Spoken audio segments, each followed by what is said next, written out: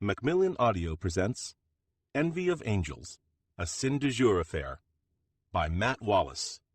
Read for you by Corey Gagne. For Nikki, my real-life Sin du Jour. Part 1. Delivery Day. Chapter 1. Shopping Trip. A hotel room in Sao Paulo is the third worst place in the world in which to go into cardiac arrest. The absolute worst place in the world in which to go into cardiac arrest, based solely on distance and the law of averages, is the middle of the Sahara Desert. The second worst place is any hospital listed on your HMO plan. Sao Paulo, however, remains a close third, and has for the better part of a half-century. When Ritter walks out of the small bathroom, towel around his waist, Moon is sprawled motionless over the foot of the bed, his eyes wide and catatonic. Cindy is bent over him, calmly performing chest compressions. What the hell? He ate the whole goddamn tray, Cindy informs him. Ritter looks over at the tray that was filled with silver spiny insect eggs when he entered the bathroom. The same tray is now a pile of cracked, empty pods. He looks back at Cindy. He was just supposed to try one. I turned my back for like 3 seconds, she snaps at him. Ritter rushes over to 2 large suitcases resting on the floor against the wall. He crouches down and flips open both. Inside one is a meticulous arrangement of medical supplies, bandages, syringes, and various script bottles. Inside the other is an even more meticulously arranged collection of occult objects, ranging from skulls to crystal balls to talismans of a dozen religious and tribal origins.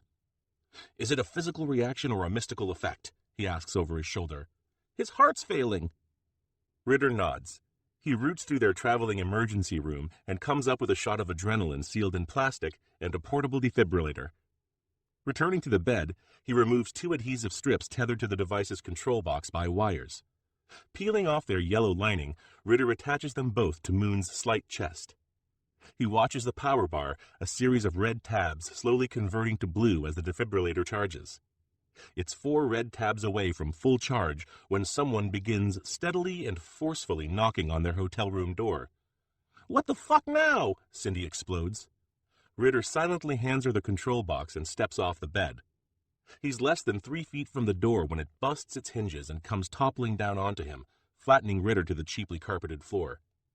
He peers over the top of the door to find bulbous, angry eyes staring back at him.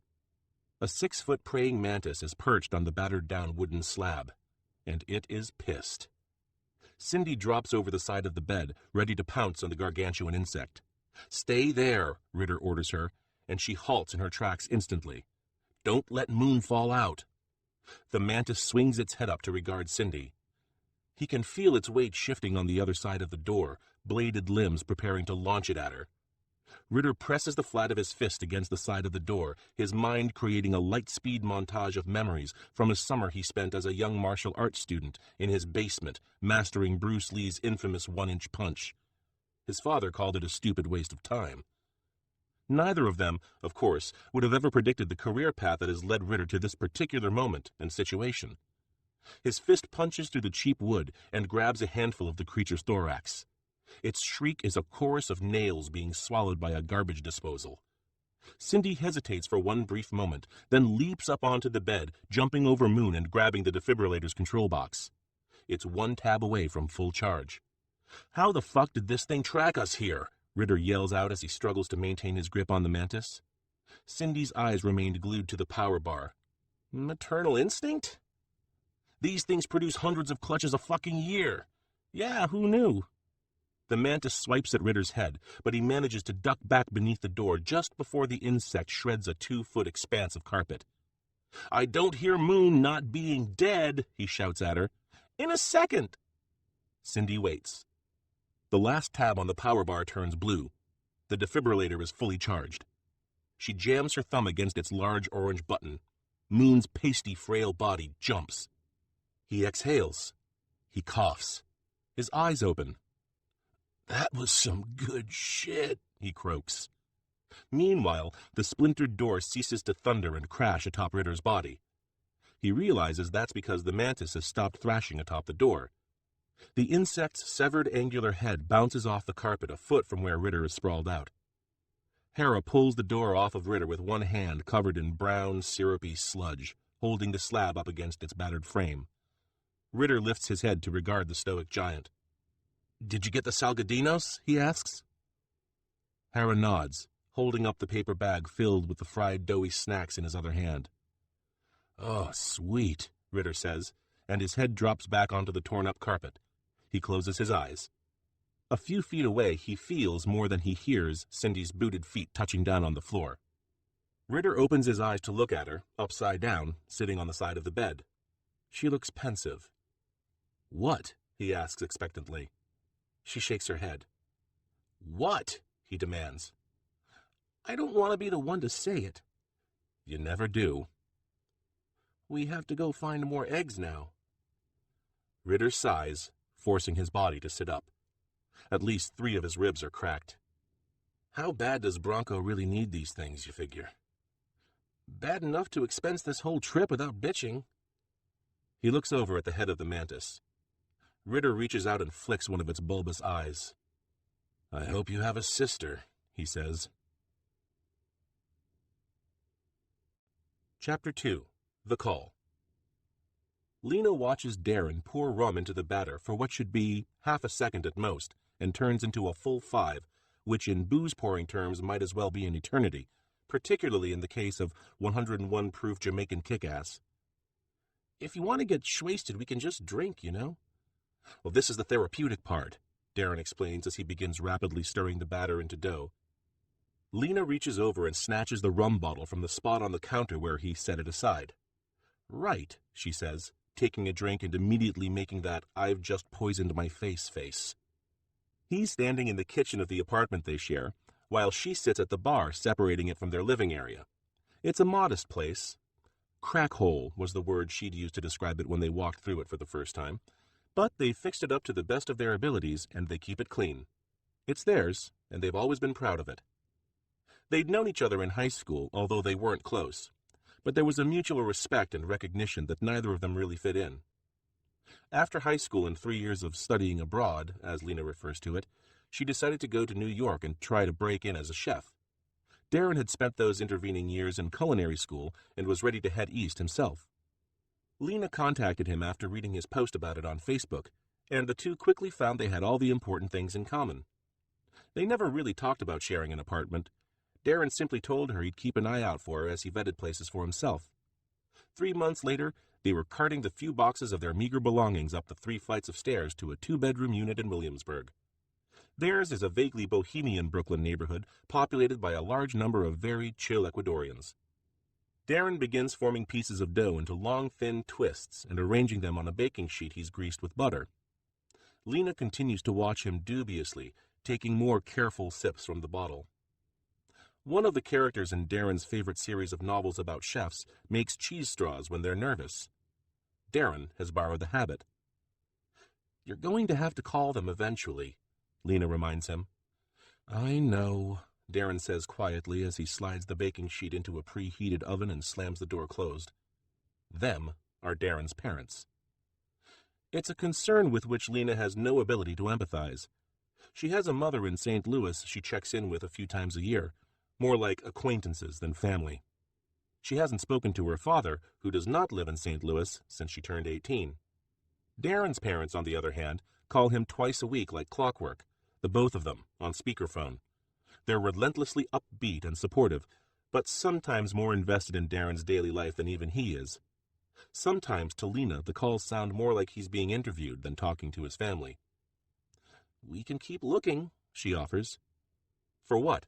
You want to go back to working the line at Bubba Gump Shrimp Company?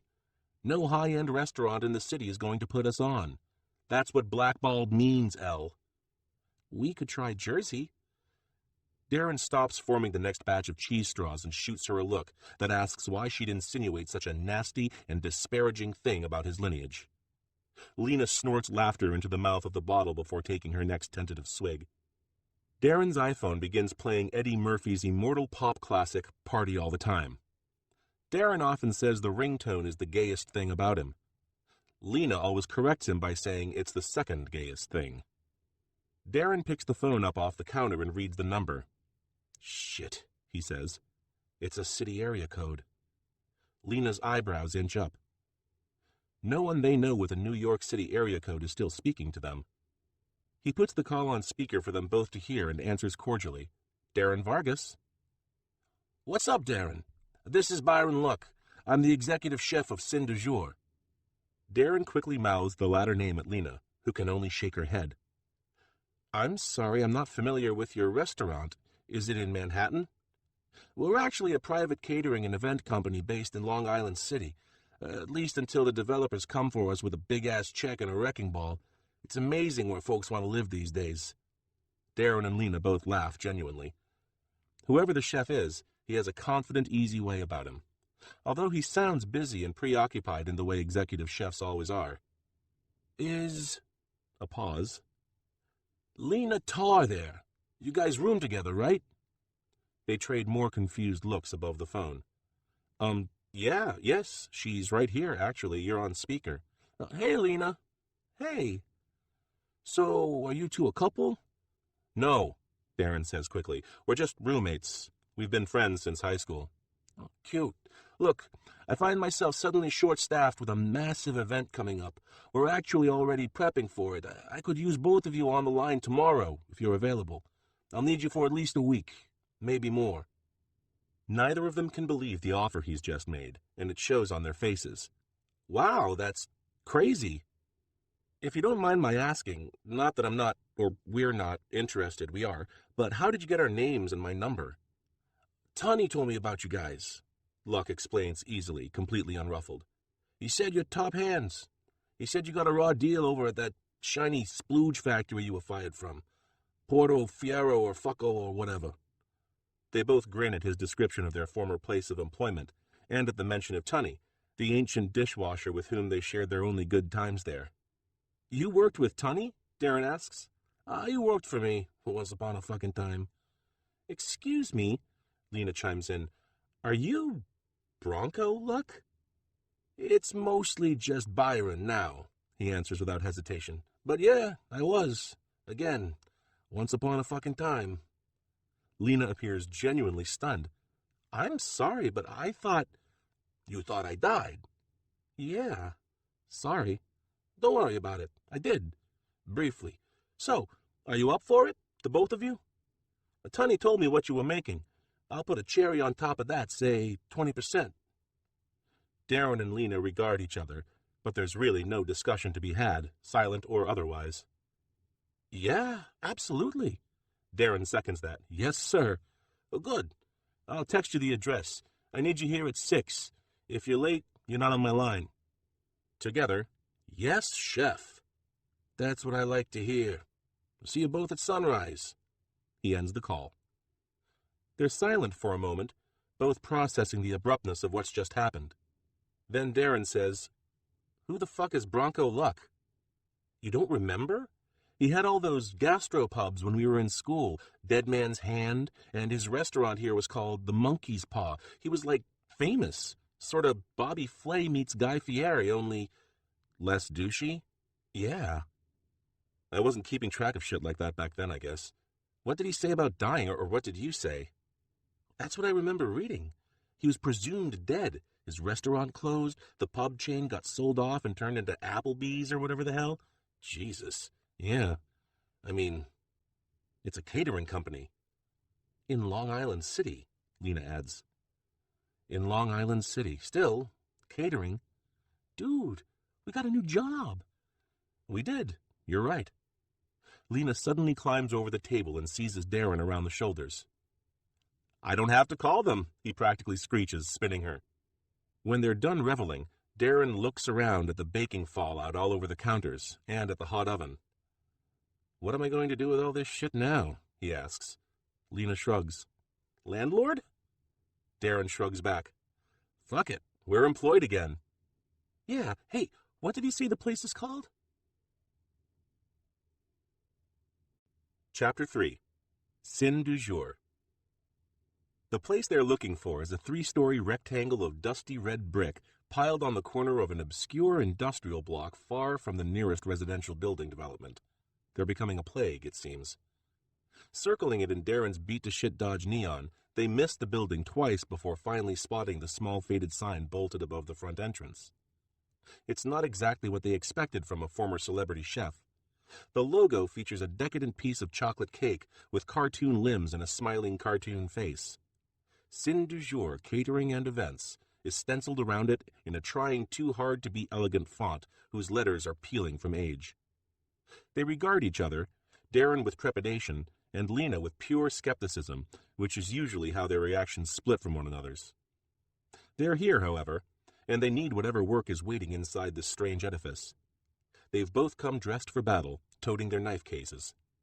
Lena is already donning the headband she always wears in the kitchen with its sweat-faded logo against her pixie-cut scalp.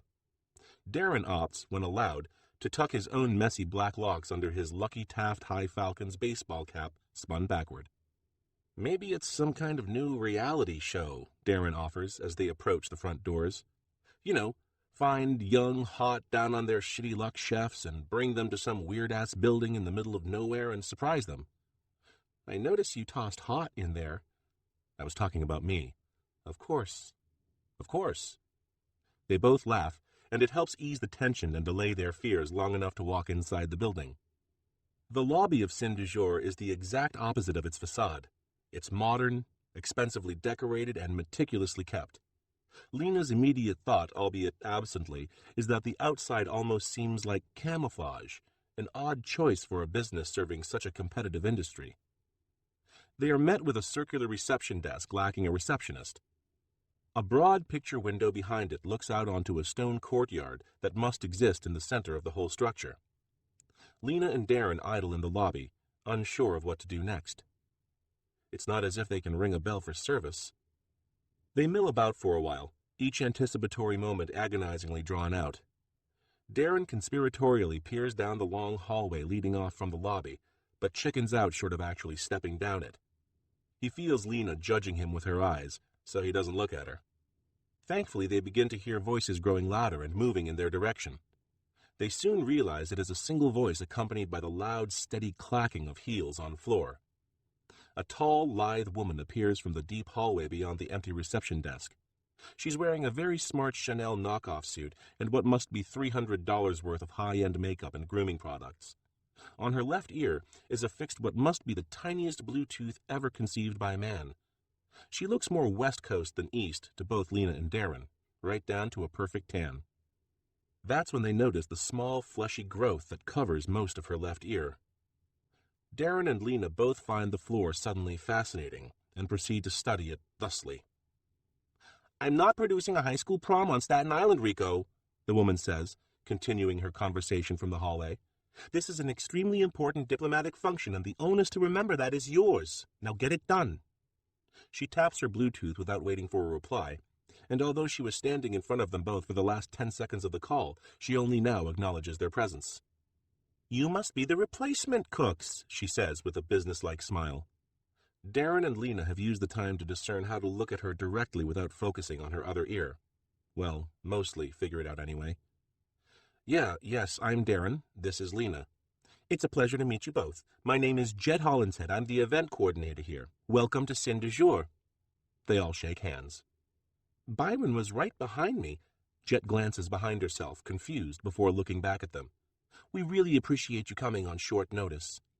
"We appreciate the opportunity, trust me," Darren says. Lena nods, but her thoughts have another focus. "You were saying this is a diplomatic event we're cooking for?" "Ah, yes, I really should let Byron fill you in on any details." "I got it, Jet," the same voice that spoke to them over the phone last night says from the reception area. Chef Byron Bronco Luck has a nose that's been broken more than once, and white threads engaged in an active siege against his otherwise dark hair. He's also much wider than Lena recalls from the pictures in his heyday, although whether he's gained weight or her memory subtracted it, she isn't sure. "You're on time," he says in lieu of a greeting. "That's good." Darren nods eagerly. "Of course, Chef." "We're in the weeds, so let's get you going, okay?" "We're ready, Chef," Lena says. "But Miss Hollinshead here was just telling us about the event. It's a diplomatic—" Her next word recoils with the rest of her body as the window behind the reception desk abruptly shatters and a small, wiry body flies through its wake, bouncing off the top of the reception desk and rolling across the carpet between all of them. "Holy shit!" Darren cries out. What turns out to be a 20-something man dressed like a bike messenger rights himself on the carpet in front of them. "Whoa," he says through ragged breaths. Chef Luck strides around the reception desk. "God damn it, Pack," he yells out of the window. "How many times with this shit?" From the courtyard, a young, slightly dazed voice answers him. "If I don't put them through their paces, I'm not doing my due diligence, boss." "I'll put your smoked-out skull through paces, you little prick." "Sorry, boss." Grumbling and suddenly tense through his chest, Chef Luck returns to the stunned Darren and Lena and Jet, who looks more embarrassed than anything. "You okay?" Chef asks the kid sitting on the floor. "My bad," the kid says. He stands, shakily for a moment, but finds his feet. There are several small but noticeable cuts on his forearms, but he seems otherwise uninjured. Without another word, he's on his feet and bounds back over the reception desk. He leaps and forms himself into a tight ball, gliding back out through the window effortlessly. Darren and Lena watch him go. They look to Chef Luck with hanging jaws. "Our servers," he explains. "They have their own audition process." Darren just nods dumbly. Lena has that skeptic look she often gets. "Our events are demanding on the support staff," Jet adds brightly. "I'll see to this, Byron." "Yeah, thanks, Jet." The chef is ready to address them further when the front doors open, normally and without violent force, behind Darren and Lena. They turn to watch a quartet of people shuffling tiredly inside. Darren briefly marks them as homeless before dismissing that idea, albeit just barely. They look bedraggled to the point of ruin. Their clothes have all been torn in various places.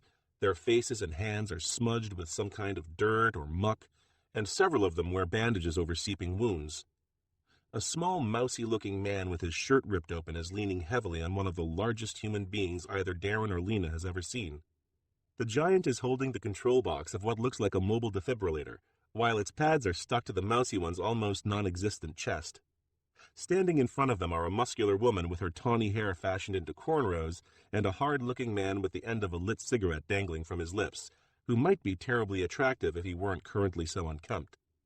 He's hoisting a military surplus-looking ruck bulging in several dozen places over his shoulder. "What the hell happened to Moon?" Chef Luck asks the tall, rangy man standing in front of the group.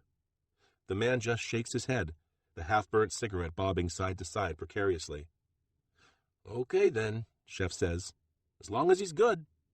Hera's got him. The colossal man behind them holds up the defibrillator control reassuringly. "I like what you've done with your hair, Cindy," Jet says to the woman. "Is that new?" "Only every time we go out, Jet," she says. "Oh."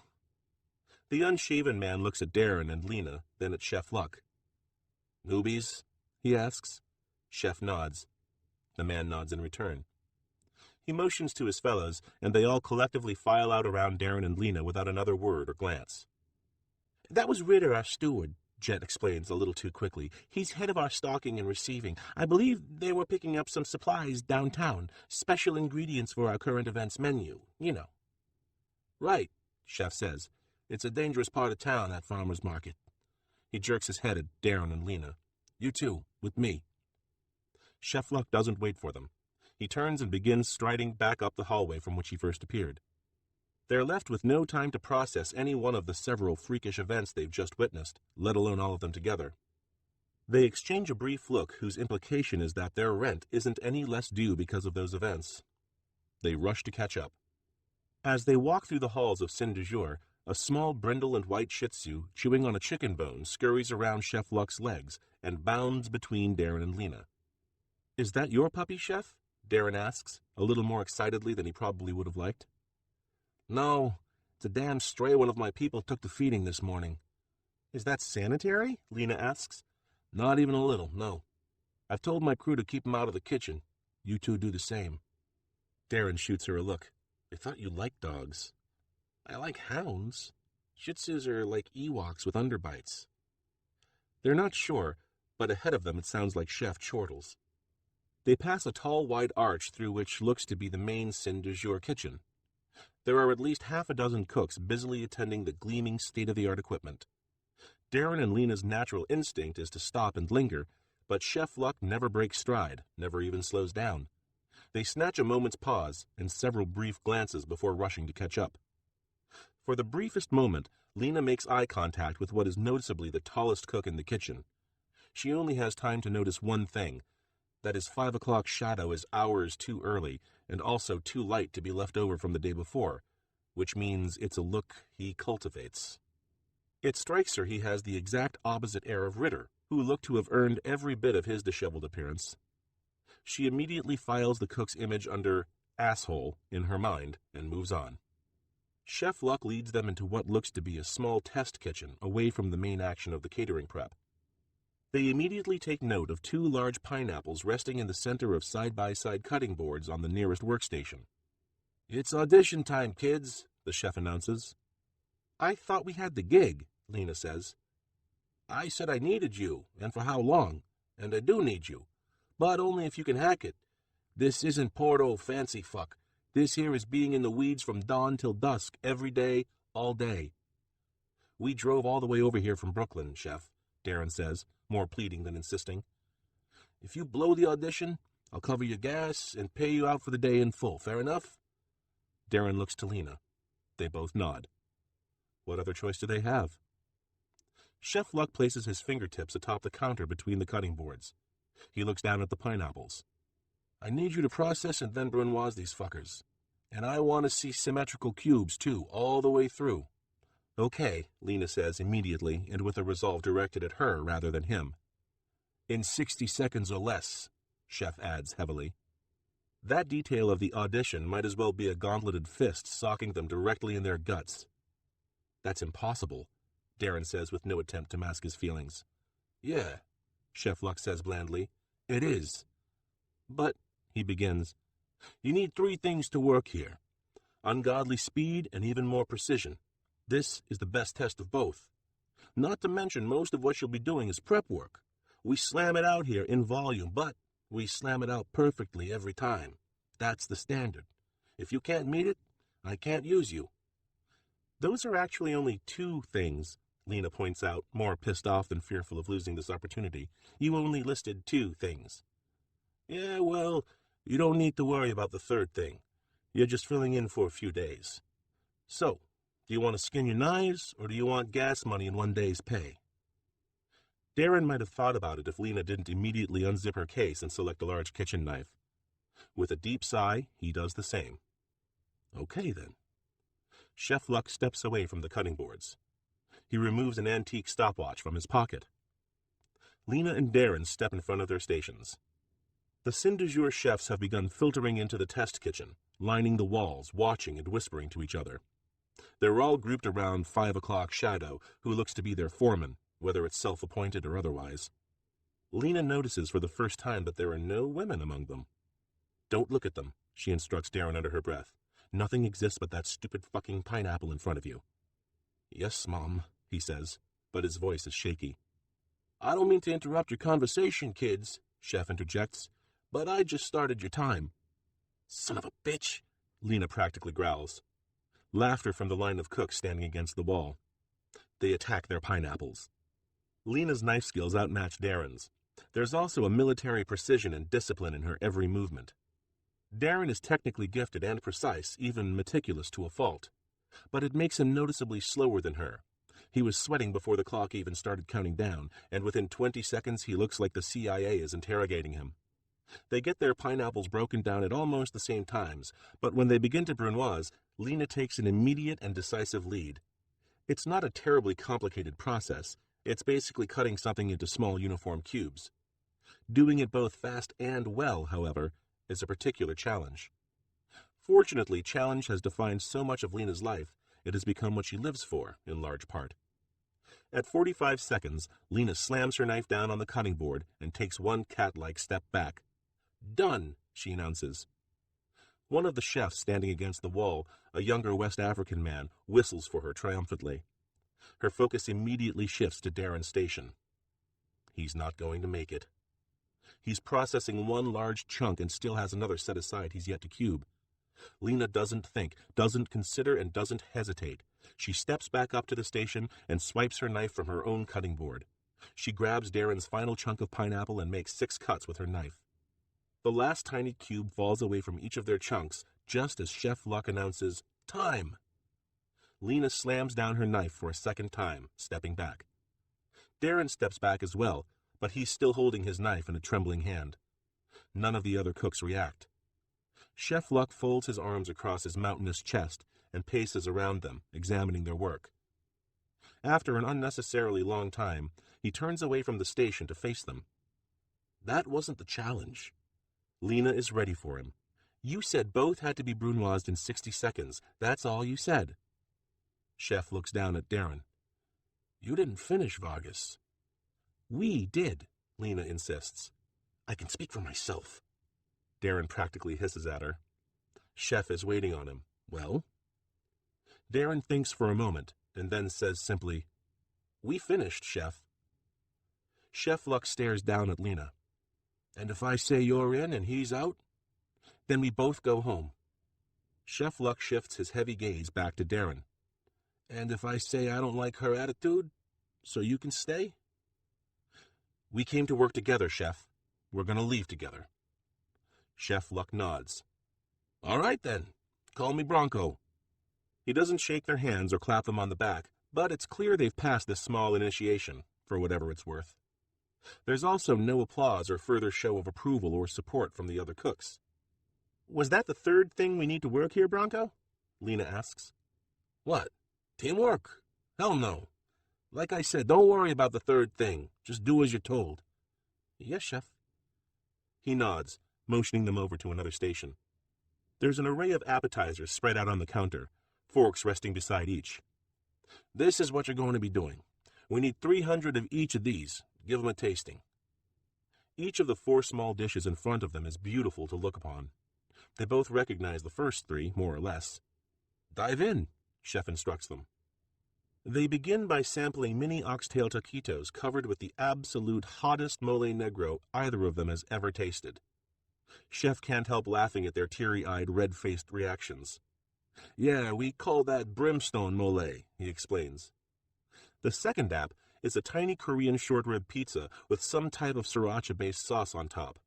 Its flavor is remarkable, but also overwrought with surprising heat. The third dish is a bite-sized stuffed pepper. "Who are your clients, Chef?" Lena asks. "Jamaican pepper farmers?" "They like their heat," he says simply. The final appetizer is the one that really throws them. It's a small decorative, they both collectively hope, at least, skull with a bamboo shoot protruding from it. "Use the shoot as a straw," Bronco instructs them. They each take turns at the mouth of the bamboo shoot. Their throats practically disintegrate. "Holy hell!" Lena yells between bouts of coughing. "That's a contradiction," Bronco says as he hands them both shot glasses filled with milk. They both gulp them down gratefully. "Try it again." Darren and Lena look at him as though he's insane. "It's only a pure burn the first time. Try it again. You'll get the flavor." They do it because a job depends on it, and that's obvious. But Chef is right. It still burns, but there's a distinct flavor this time. Its taste fails to find a reference with either of them. Their eyes agree with each other's that it's delicious. "What is this?" Darren asks. "Exotic," is all Bronco says. "Curry, basically, but exotic. Don't worry about what it's called, just so long as you replicate the proportion, plating, and taste exactly." "Yes, Chef." Lena looks at Darren, baffled as to how he can accept that. "But what—" "That tall drink of water over there," Bronco points at 5 o'clock shadow, "is Tag Dorsky, my sous chef. If and when you run out of anything in here, anything at all, you see him, okay? Neither of you is allowed in my pantry. That's a rule. It is unbreakable. Understood?" Darren and Lena don't need to share a silent look to agree that's one of the strangest rules they've ever been handed down by an executive chef. They both nod. "All right." Bronco turns to his sous chef and line cooks. "Tag, take 'em through the apps. Then get the hell back to galley. No one sold you assholes tickets to a show here." "Yes, Chef," is returned in a chorus. "Good luck, kids," Bronco says to Darren and Lena before walking out of the test kitchen. Darren and Lena wait. Dorsky addresses the rest of the line too quietly for them to hear, but it ends with him dispatching them from the test kitchen with another round of laughs. Lena puts a gold star on his asshole file in her mental cabinet. When the rest of them have gone, Dorsky walks over to them. Bronco's getting soft in his golden years. I'd have tossed you both. Did you have to do this when you got the job? Darren asks. Dorsky grins. No. Chapter 4. The Forbidden Pantry. When Darren tells the story later, and he will, many times, he'll recount how he couldn't be bothered to obey such an absurd directive. He'll paint himself, however subconsciously, as a chef who bucks authority and disobeys orders as a matter of roguish principle. The truth is, in that moment, he's too afraid to talk to the Sin du Jour chefs. That's all. After 4 hours, he and Lena have run out of Chef Luck's mystery ingredient, the mostly curry concoction to fill the skulls, and they still have 100 apps left to prepare. I'll go talk to that Dick Dorsky, Lena offers. Dicksky. She laughs at her own joke. It's enough to prompt Darren to volunteer himself in her place. They need this job, both of them. Fine, Lena says. Just take a break, Elle. You've slammed out twice as many of these things as me anyway. Lena doesn't comment. She can't, because it's true. Darren removes his sweat-soaked hat and leaves the test kitchen, carefully navigating the still unfamiliar halls of Sin du Jour. As he walks down the hall toward the main kitchen, he spots what appears to be the entire line exiting through its archway. They're grouped around Tag Dorsky, laughing and carrying on some conversation that probably began an hour ago. They must be taking a break, grabbing a smoke or a staff meal. Darren waits until they've disappeared up the hall, and then enters Sin du Jour's main kitchen, cautiously, hoping very much it doesn't look that way to any observer. Ritter, the man Chef Luck introduced as his steward, and the rest of his put-upon staff are gathered around a refrigeration unit in the corner. They've all helped themselves to what looks like to Darren frozen pistachio mousse push-up pops. None of them seem to take particular notice of him, and if they do, they don't acknowledge him. Darren strolls, or at least he hopes he appears to be strolling, to the back of the kitchen where the large door to the pantry is located. He reaches out and grips the door's handle. He inches it open. A commotion back near the archway causes him to shut it immediately.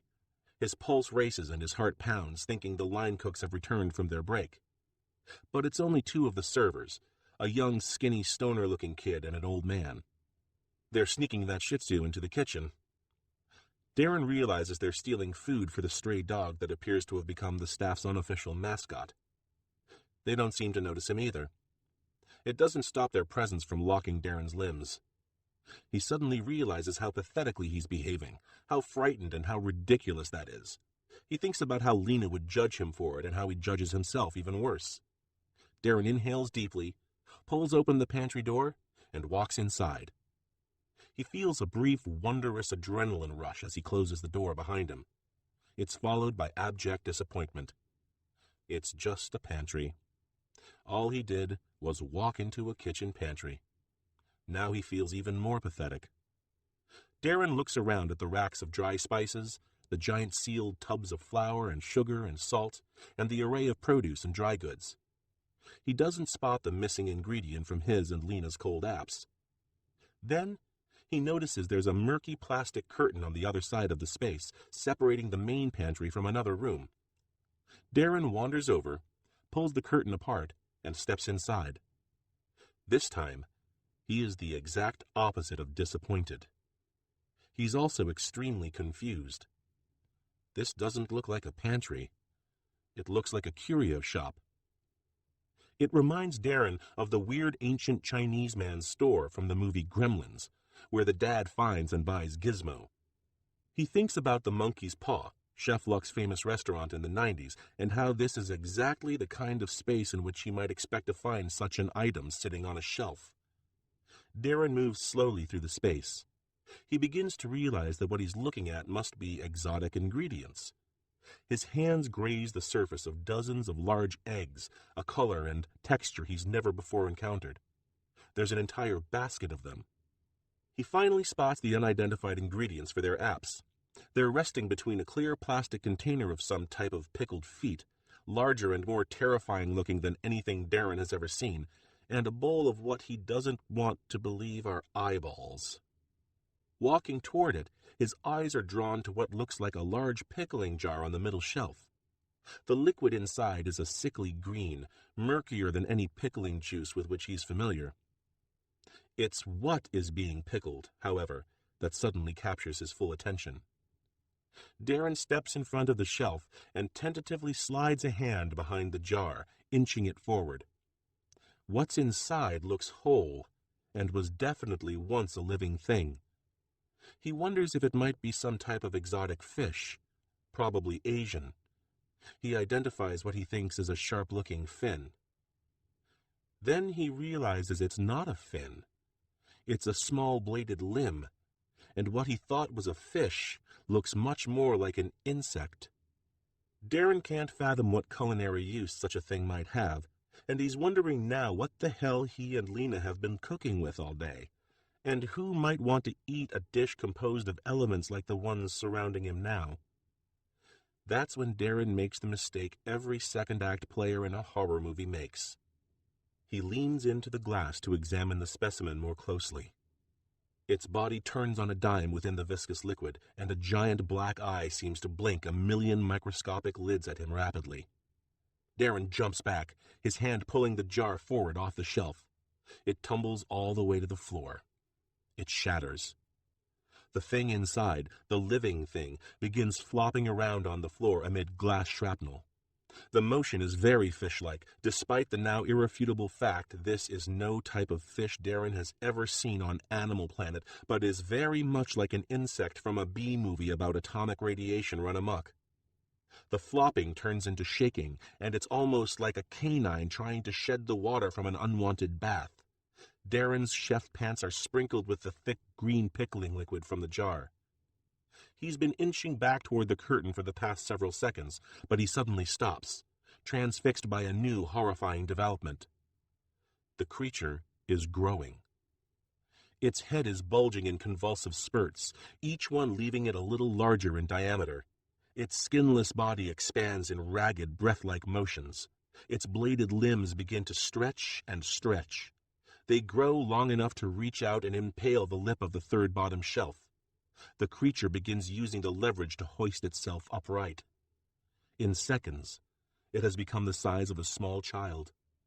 Darren is no longer aware of his own body. That's when he hears Lena's voice, calling to him from outside in the kitchen.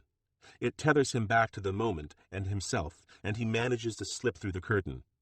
Once he's beyond sight of the creature, he finds the presence and strength to turn and bolt out through the pantry door, closing it behind him. Lena is waiting for him. At first, she looks impatient, even annoyed, but her expression changes immediately when she sees the one he's wearing. "What's wrong with you?" she asks. I didn't mean... Jesus Christ, Alex!" His breathing is elevated, and he's practically leaping from his own skin. Across the room, reclining against the refrigerator, Ritter finally takes notice of the young chefs. He takes particular notice of Darren preparing to hyperventilate.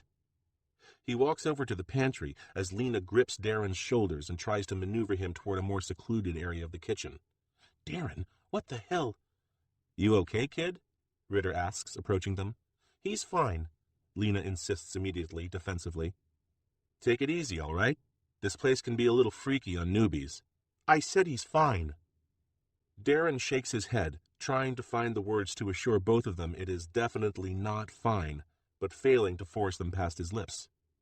Ritter is standing nearest the pantry door when it bursts open, and the now 6-foot-tall bladed monster emerges, enraged, and seeking revenge for its imprisonment in a small glass jar. Ritter is knocked back against the nearest chef station. The shock momentarily paralyzes Darren. Lena is taken aback, as any rational person accustomed solely to the mortal horrors of the world would be, but her first instinct is to shield Darren. Ritter's first instinct is to grab the nearest pair of cutting boards and use them to neutralize the creature's razor-edged limbs. He manages to meet the first deadly swipe perfectly, impaling the bone blade deep into the wood of one of the boards. The shriek as the creature struggles in vain to free it is blood-curdling. When it swipes with its other primary limb, Ritter moves to engage it the same way. It's still a good plan. However, This time he's an eighth of a second too slow. The next shriek doesn't emanate from the creature. Lena rushes forward, shouting out for help. Something weighty hits Darren in the chest, breaking him loose of the paralysis. He immediately and instinctively hugs his arms against his chest, catching and holding the object that just collided with it. It is soft. It is warm. It is hairy. It is dripping. Darren looks down. It is Ritter's severed arm. Chapter 5. The Boss. Bronco Luck, despite his insistence that he's mostly Byron now, he still thinks of himself as the man who was nicknamed Bronco as a freshman football star, has only mandated 2 new rules since taking on the mantle of Sin du Jour's executive chef. The first, and most unbreakable, is this: Sin du Jour does not, nor will it ever, serve werewolves. They also don't serve werewolf. The second rule, which stood unbreakable until today, is this: never disturb Bronco when the door to his office is closed. He's sitting behind his desk, sorting through purchase orders, some written in languages that don't technically exist, and listening to Leonard Cohen through a pair of high-quality Bose headphones. It's his latest and possibly last album, Popular Problems, released on the man's 80th birthday. Bronco doesn't truck with Mr. Cohen's earlier work. His is the haggard, gravel-voiced Cohen who sounds like he's lived through a million bad decisions that should have killed him. That has always been Bronco's model for living, and integral to his perception of himself. He's a gambler who bucked popular wisdom at every turn and came out ahead for the risk. They told him not to put the word dead in the name of a restaurant he was trying to brand, that it was guaranteed to kill his idea before the first review. It became one of the largest and most successful American gastropub chains of the 90s. They told him calling a high-end restaurant the Monkey's Paw would never fly on the New York scene. They said it was an unappetizing moniker that would remind people of a stew joint in Bangkok. It won a Michelin star and a James Beard Award, and made Bronco one of the most famous chefs in the country. They told him not to gamble with a thing as precious and singular as his soul. He probably should have listened to that one. In the middle of the bridge to Sampson in New Orleans, the door to his office flies open. It's never locked. Fear of Bronco is more impassable than any lock. And Jet rushes in. The clacking of her absurdly high heels is like a battalion furiously striking at a front line of marble-armored enemies. "Byron!" Bronco pulls the headphones down around his thick, tattooed neck. "What in the fish oil-soaked hell, Jet?" "One of the newbies let a diaphoid out of the pantry. It's loose in the main kitchen." It's as if his face doesn't know which thing to express anger about first, like there's a queue of rage backed up behind Bronco's features, congesting any expression. A cry of "son of a bastard" breaks the emotive gridlock, and he bounds from his desk chair with a snarl. As he strides past her out of his office and down the hall, he can hear Jet clacking frantically after him, but he forgets about her for the moment. Bronco can hear the eruption in the kitchen from the hall.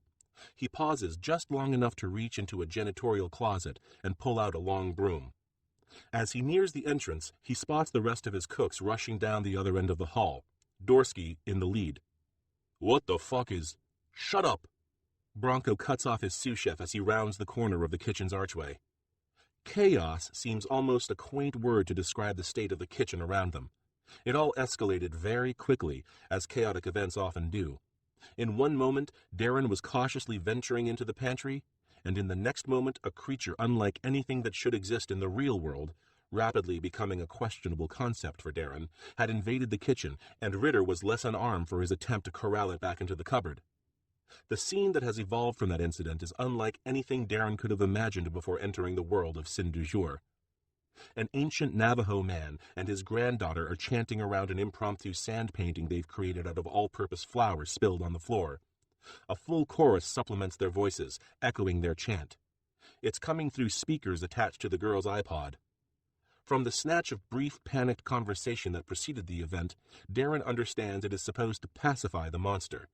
And that's what it is, a genuine, living, breathing monster from underneath a childhood bed that just detached Ritter's arm.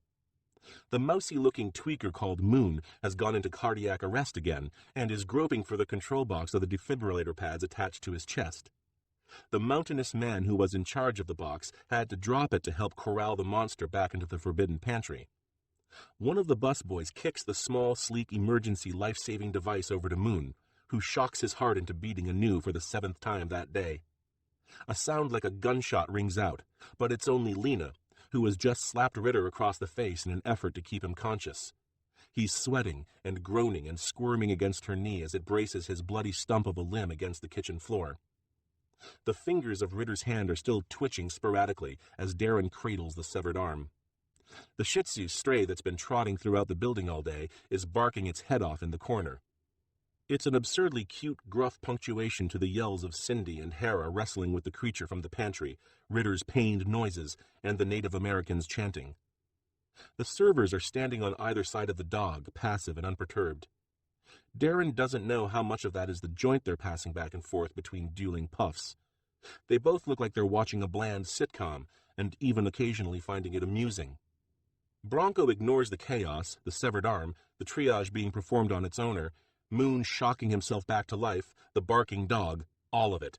He steps over the Native American artwork fashioned in all-purpose flour and through the marijuana den, cutting a direct swath to the pantry door. Cindy and Hera are grappling with either side of the diaphoid, which is continuing to expand in size. It's almost too big to fit through the pantry door now. Bronco stares into its single bulbous eye, which is actually tens of thousands of microscopic eyes. It looks pissed, as anything would after being shrunk to the size of a football and stored in a pickling jar. Bronco grips the broom handle with both hands and spins its long rectangular head before jamming the bristles into the creature's face. Its shriek is as inhuman as one would expect a giant insect's shriek to be. The diaphoid recoils from the broom as if the bristles are on fire, allowing Hera and Cindy to stuff it the rest of the way inside the pantry and close the door. Hera locks it. He and Cindy look back at Bronco, their breath ragged and their clothing torn. "Horsehair," he explains softly. "Diaphoids are deathly allergic to horsehair." Hera nods. Cindy actually grins. There's something rueful and cynical in the way her lips curl. The kitchen is suddenly mercifully quiet, except for the barking of the Shih Tzu. Bronco shoots an arm in its direction and snaps his meaty fingertips sharply. The dog stops barking. Bronco snaps his fingers once more and then points at the floor. The dog sits. Bronco nods, satisfied. "Okay, then," he says. Dorsky and the other cooks have filled the kitchen archway and are surveying the wreckage of the last 15 minutes with bewilderment. Bronco continues ignoring them as he tosses the broom away and kneels beside Ritter, whose face has turned the white of a gravestone in winter. "How is he?" Bronco asks Lena. "He's lost a lot of blood, not to mention a fucking arm," she says bitterly. "We need to get him evac to a hospital." Bronco looks up at Darren, who now appears to be clinging to the severed arm as if it's the only thing anchoring his sanity. "We'll get his arm reattached, don't worry. He doesn't need a hospital." "Are you fucking crazy? I had to cauterize it to stop the bleeding. He'll never—" "Trust me," Bronco assures her. "Trust you? I should call the cops right—" "I said," Bronco thunders, "trust me." Something in the command of his voice, something with a firmer grasp of the reality in which they found themselves than Lena could ever hope to achieve, quells her rage. "Hang in there, Rit," Bronco says. Bronco stands, briefly resting a reassuring hand on Lena's shoulder. He reaches up and pats Darren's cheek, feeling genuine sympathy for the kid, before turning back to Cindy and Hera. "Go find Boucher and Ryland and get them to put that fucking thing back in its jar before it destroys the whole goddamn pantry. Then they can get Rit's wing back on and working." "Sure, boss," Cindy says, the two departing the kitchen immediately, double timing it. Bronco walks back across the kitchen. Whitehorse has retrieved the broom the executive chef used to tame the diaphoid and is already sweeping up his flower painting. His granddaughter is winding iPod wires around her fingers. Bronco stops directly in front of Dorsky. Although the sous chef is several inches taller, he suddenly looks like a child standing under Bronco's gaze. "The only reason I don't rip your fucking head off and use your skull to serve chowder is I can't replace you. Yet." For a moment it appears as if Dorsky is going to rise to that threat with anger. Bronco's eyes flash hellfire at him. Dorsky looks away. Bronco nods. "You sort my kitchen out pronto, and then you get the hell back to work. We're on the clock." Dorsky levels his eyes with his executive chef. He nods. Bronco waits. "Yes, chef," Dorsky finally says. "Okay, then." "What about newbies?" Rollo asks in his thick accent. Bronco looks back at Darren and Lena. His expression is almost sad. "They ain't newbies anymore," he says. "They're crew." Darren is still too stunned to even process that, but Lena's own expression deepens into something almost fearful. They all hear the clacking before they hear Jet's voice rise from the hallway. "Byron! Byron!" She pushes her way through the line cooks with surprising strength and ferocity. "They're here," she announces. "It's here. It and they are here." "Of course they are," Bronco says, more to himself than anyone else in the kitchen. "Thank you, Jet. I'll meet you in receiving directly." Jet nods spastically before turning and clacking away again. Everyone is looking to him expectantly, many of them with confusion in their eyes. Bronco doesn't respond. He only walks over to one of the deep freezes, casually, in no rush. As the rest of the staff watches, he fills one of their largest mixing bowls with ice, then carries it over to the station beside where Darren is standing. When he tries to take the limb from the younger chef, Darren's grip only intensifies. His eyes widen. Bronco's voice is gentler than it's yet been when he says, "You did good looking after this for the man, son, but let me go ahead and unburden you now. Come on. It's okay." Darren nods, beginning to snap back into the regular flow of things. Bronco takes Ritter's arm and carefully packs it into the bowl of ice. "Boss, what was she talking about?" Dorsky asks carefully. "Jet?" Bronco doesn't answer at first. Instead, he walks over to Pacific and gingerly plucks the joint from the kid's fingertips. He brings it to his own lips and draws in a long stream of the sweetly acrid smoke, holding it for several seconds before exhaling smoothly and expertly. "Our main course," he says through slightly tightened vocal cords. "It has arrived." With that, Bronco exits the kitchen. Darren looks down at Lena, still cradling a near comatose Ritter in her arms. She answers the confusion on his face with a shake of her head. Lena looks at the regular cooks for some indication of what's about to happen and or why it seems such an ominous event. From the looks on their faces and the way they're reacting with one another, none of them appear to know what's going on either. From what she's seen of this place so far, Lena can't imagine that's a good sign. Chapter 6. Main Course. "I am really terribly sorry for the delay, Mr. Allensworth," Jet says to the nondescript man in the black Adidas running suit. It's her third apology in the last 10 minutes. "Really, Miss Hollinshead, not a problem." One could argue, and more than one at Saint du Jour has, that Allensworth looks so much like a government spook, he doesn't look like one at all. They've never once seen him in a three-piece suit, no shiny wingtips, dark sunglasses, or pigtailed earpiece affixed to his skull. They're standing in the company's receiving bay, a blank concrete space in the back of the building where they take large deliveries. There's a single loading dock, currently occupied by a cargo van as nondescript as Allensworth himself. Its rear doors are closed, its windows blackened to absolute pitch. Thus far, Allensworth is the only occupant to have disembarked.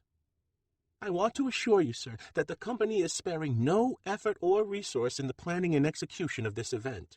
We're taking its importance and impact to heart.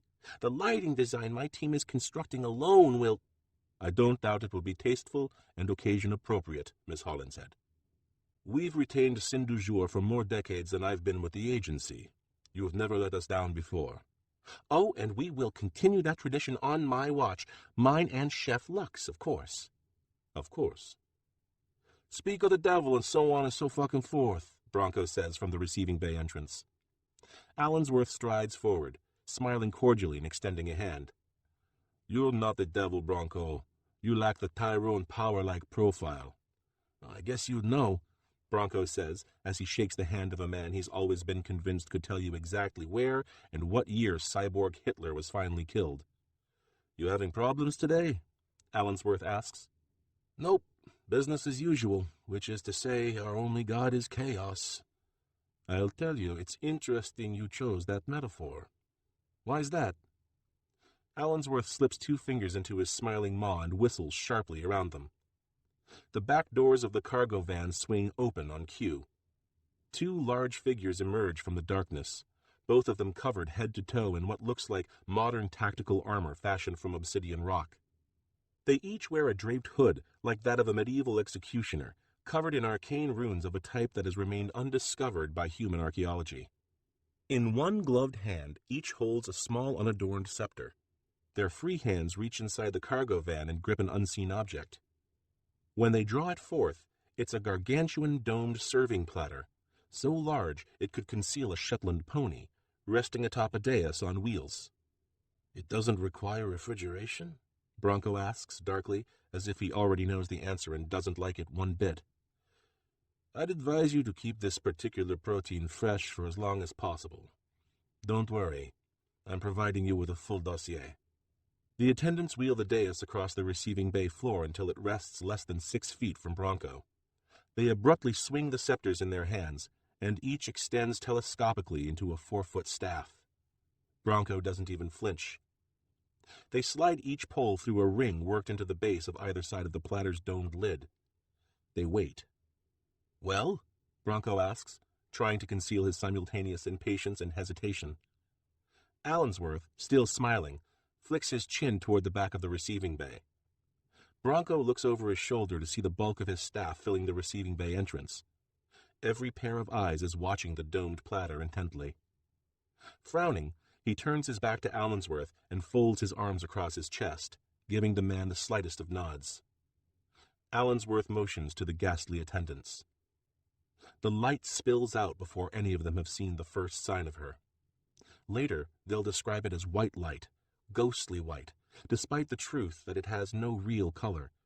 But whether the light touches him or her individually or not, simply being exposed to its presence tightens the chest and grips the mind of every staff member present. The attendants lift the dome lid completely, and each take 2 steps back, lowering it behind the platter on the dais.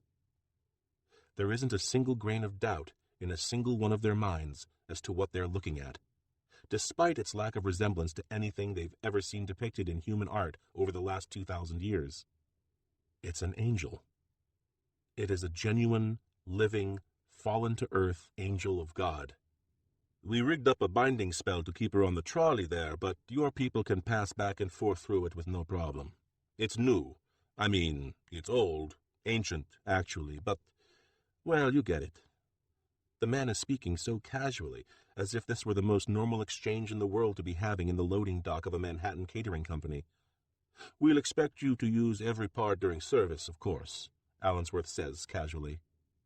The staff mobbing the receiving bay entrance look at each other, the reality hitting them like a brick wrapped in horror.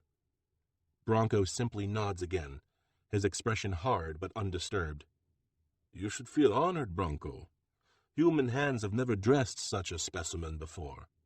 This event represents a lot of firsts, for all of us.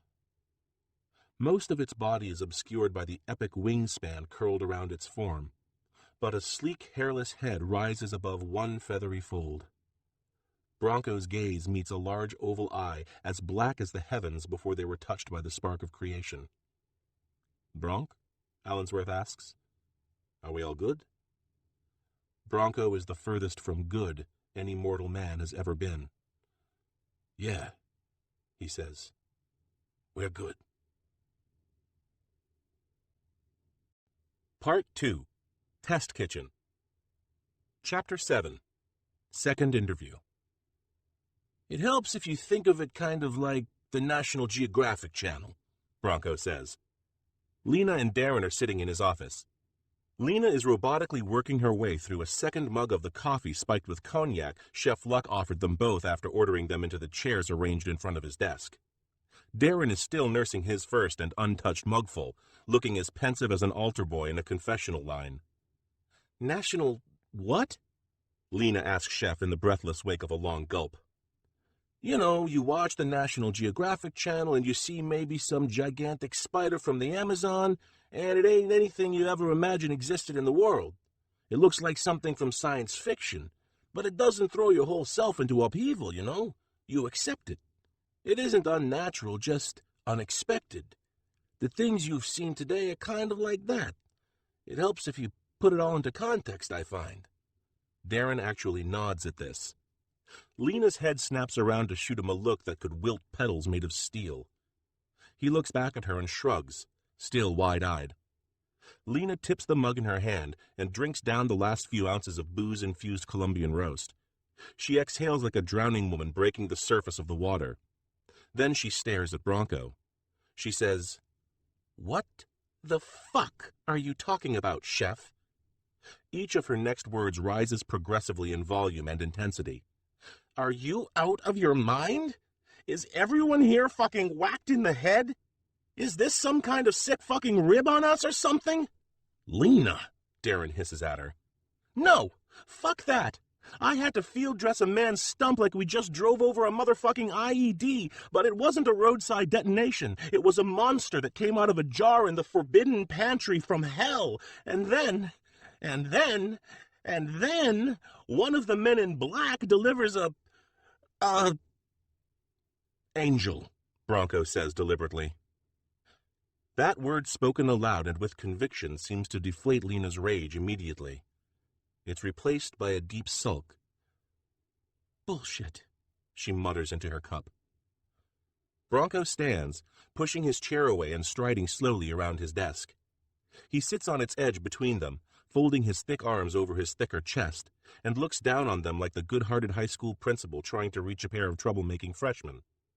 "What I'm going to tell you now, I don't generally share with temps. You can understand that, I'm sure." Darren begins to nod. Then, casting a glance at Lena, he thinks better of it. Lena continues to stare at Chef with laser focus. "Sin du jour has a single client. It has since, well, before I became executive chef. That client is a branch of the United States government. However, it ain't any branch you'll ever hear about on CNN or read about on Twitter or whatever the hell. It's a branch that deals with... It's like a diplomatic service, except it works with things... folks... like you saw today. Angels and monsters in jars? No, the thing in the jar is food." "And the angel is too?" We've never seen anything like that before today, so I don't know. I guess so." "It's real?" Darren asks, childlike. "That was really an angel?" "Yes, son. It's real." "Who or what eats angels?" Lena demands. Bronco sighs. He squeezes the bridge of his nose between his thumb and forefinger as if to tourniquet a gushing wound. "Now, this is for lack of a better term, all right? Try to keep a lid on the connotations it, brings to mind." They both wait. "Demons," Bronco says, immediately clearing his throat in the wake of the word. Lena bolts then. She practically leaps from her chair and almost springboards over its back. She's crossed the room and made it to the door in record time.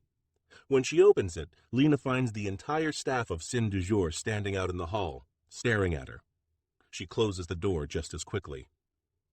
"Lena," Bronco urges gently, "let me finish before you go making up your mind, okay? Please?"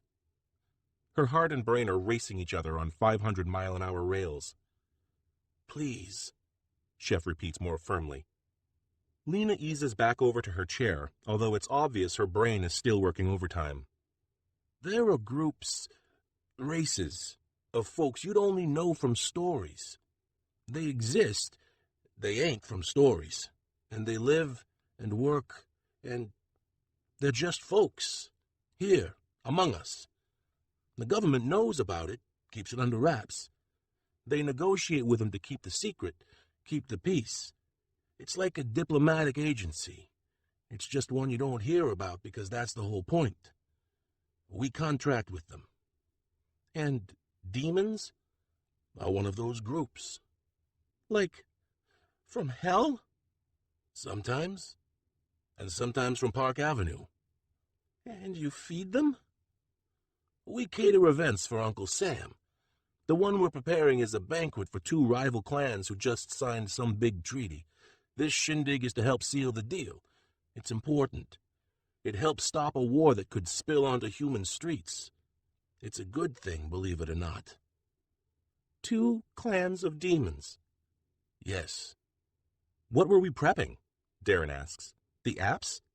I'd never tasted anything like that before. Bronco grins. And you never will. Once you get past the peculiars of our clientele, you begin to see a whole new culinary world open up right in front of you. We work with product and ingredients you can't even conceive of, kids. Truly amazing things. Like angels, Lena says flatly. Bronco's grin conveys something between rueful and sad. I told you. Before today, I couldn't have told you for sure they existed. Well, they do. You have one in your kitchen, chef, and our own government apparently expects you to kill it and serve it. To a clan of demons. 2 clans, Darren corrects her. Darren, for fuck's sake. Look, y'all can go if you want. I don't believe that, Lena says. Why not? Darren asks, looking at her, then up at Bronco. You just told us this epic secret the government is keeping, and we can just leave, knowing it? Bronco nods. How? He shrugs. Who are you going to tell? And what are you going to say? That there's a catering outfit in Manhattan serving angel stew to demons? Fine. Then I'm leaving. Bronco only nods again. Come on, she says to Darren, already heading for the door. Darren hesitates. She looks down at him. I'm going to hang out a while, Elle. What? It was an angel. A real angel. You want to just leave? Fuck yes. Darren nods. He finally takes a sip from his mug. Okay then. Go ahead. But I'm staying. Darren? I'm staying, he shouts back at her with equal volume, equal timbre. It's very un-Darren-like. Sweetie, they are going to kill that thing and cook it, and serve it to minions of hell. Literally. Maybe not, Darren says resolutely, and then he turns and looks pointedly at Chef Luck. Are you, Chef? Darren asks. Are you really going to do that?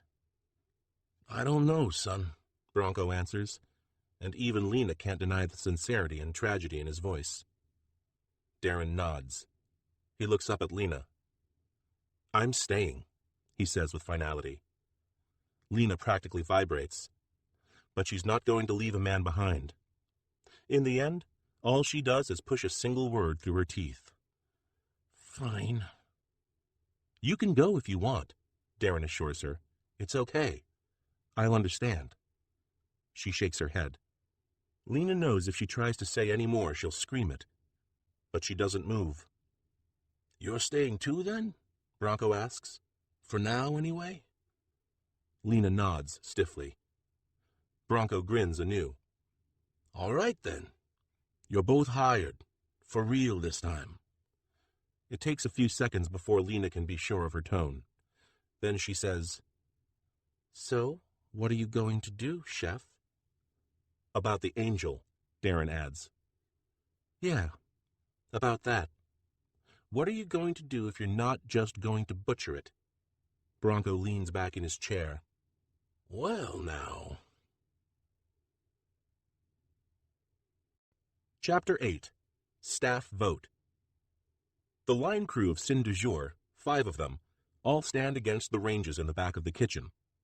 Tag Dorsky, their leader and sous chef, is reclining against a flat top in the middle of the row, arms crossed, looking like a pretender to some imaginary throne. Chef Luck, Darren and Lena at his flanks, gestures down the line. Dorsky, you know. The circus bear standing next to him is Rollo. Then you've got Chevet there in the Chef Boyardee toque. But don't let that fool you. He earned a Michelin star when he was working in straight joints. Tenryu, the boys call him the professor probably just to be racist, and then James on the end there. James smiles genuinely and waves at them both. He's the only one. Good to meet you for real this time. he says with a slight Senegalese accent. So, what's up, chef? Dorsky asks. I know the newbies caused a little fracas in the pantry, but we've got a big event to prep for here. Bigger than we thought, I'd say. We've got a vote to take, Chef Luck announces. Cooking for demons is one thing. That's business, and nomenclature aside, we've probably done events for worse. We've also been asked to serve some strange product, maybe even product that walked a fine line, but this is different, and we all know it, and it crosses a line. I don't believe a kitchen is a democracy, but all the same, I'm not ordering anyone across that line. So, what are we voting on? Dorsky asks. We're voting on whether or not to service the client's request. And what if we don't? We can't walk on the gig. We don't work for the fucking Shriners here, chef. They hold us accountable. You know that. They do, which is why we're not walking on the gig. What we will do is serve a substitute for our main entree. They've agreed to that? No, Dorsky, they haven't. So you want us to vote to fuck over a conclave of warring demon clans and the government. I mean, the actual government. I'm not telling anyone how to vote. And I'm not voting. I'm abstaining here. This is the line's decision. And anyone not happy with the vote can walk if they choose. But this is how it's going to be. Dorsky looks over the faces of the rest of the cooks, then back at Bronco. You put me in charge of the line, Dorsky says. It's my job to speak for it, and I say we're doing the damn job. We all know who our clients are here. The rest of the cooks nod in agreement, except for James. Sorry, man, he says. I can't be down for this one. Dorsky doesn't even attempt to mask his anger and disdain. What the hell? No one seems to want to say the words, so I will. They want us to kill an angel of God. That's what we have here. I won't do that. I could never go home again. Dorsky rolls his eyes. Jesus. Exactly, James says with conviction. Fine. That's 3-1 for doing the job. Walk if you want, James. Those 5 rugrats of yours will appreciate it, I'm sure. Lena cuts in. It's 3-3, actually. All heads turn to her, many as if seeing her for the first time. Darren and I vote no, right? Darren nods, trying very hard not to meet any of the line's gazes. Where's Nicky? Chef Luck asks the room. Who knows? Dorsky answers, irritated. Who cares? The pastry puff will vote for clemency just to stick it up the line's ass. You mean your ass, James corrects him. Don't fucking push me, dude. All right, so assume her vote is negative, Chef says. That splits it dead even. Dorsky explodes. Whoa, why do the newbies even get a vote? They're hires now. All due respect, Chef, I call it 2 against and 4 to do our damn jobs. Their votes shouldn't mean dick. Lena shakes her head, grinning darkly. Unbelievable. Dorsky looks directly at her for the first time. Do you have something to say to me? I'm in a kitchen that cooks for fucking demons, and it's the same goddamn bullies running it you find on the line in Manhattan. Nothing changes. Lena, Darren warns her quietly. No, fuck that, she says. It's a tied vote, and I don't even care anyway because no one's killing or serving whatever that thing is we saw while I'm around. It's not happening. Deal with it, big man. Dorsky smiles. It's a joyless expression. You want to be staff? He asks Lena. You want to be on the line? Okay, girl. There's a real easy way to settle shit like this in our kitchen. It's a tradition that goes back a ways. It's a guaranteed dispute settler. Dorsky, Bronco warns, we got enough shit going on right now. You're abstaining, Chef, remember? What is it?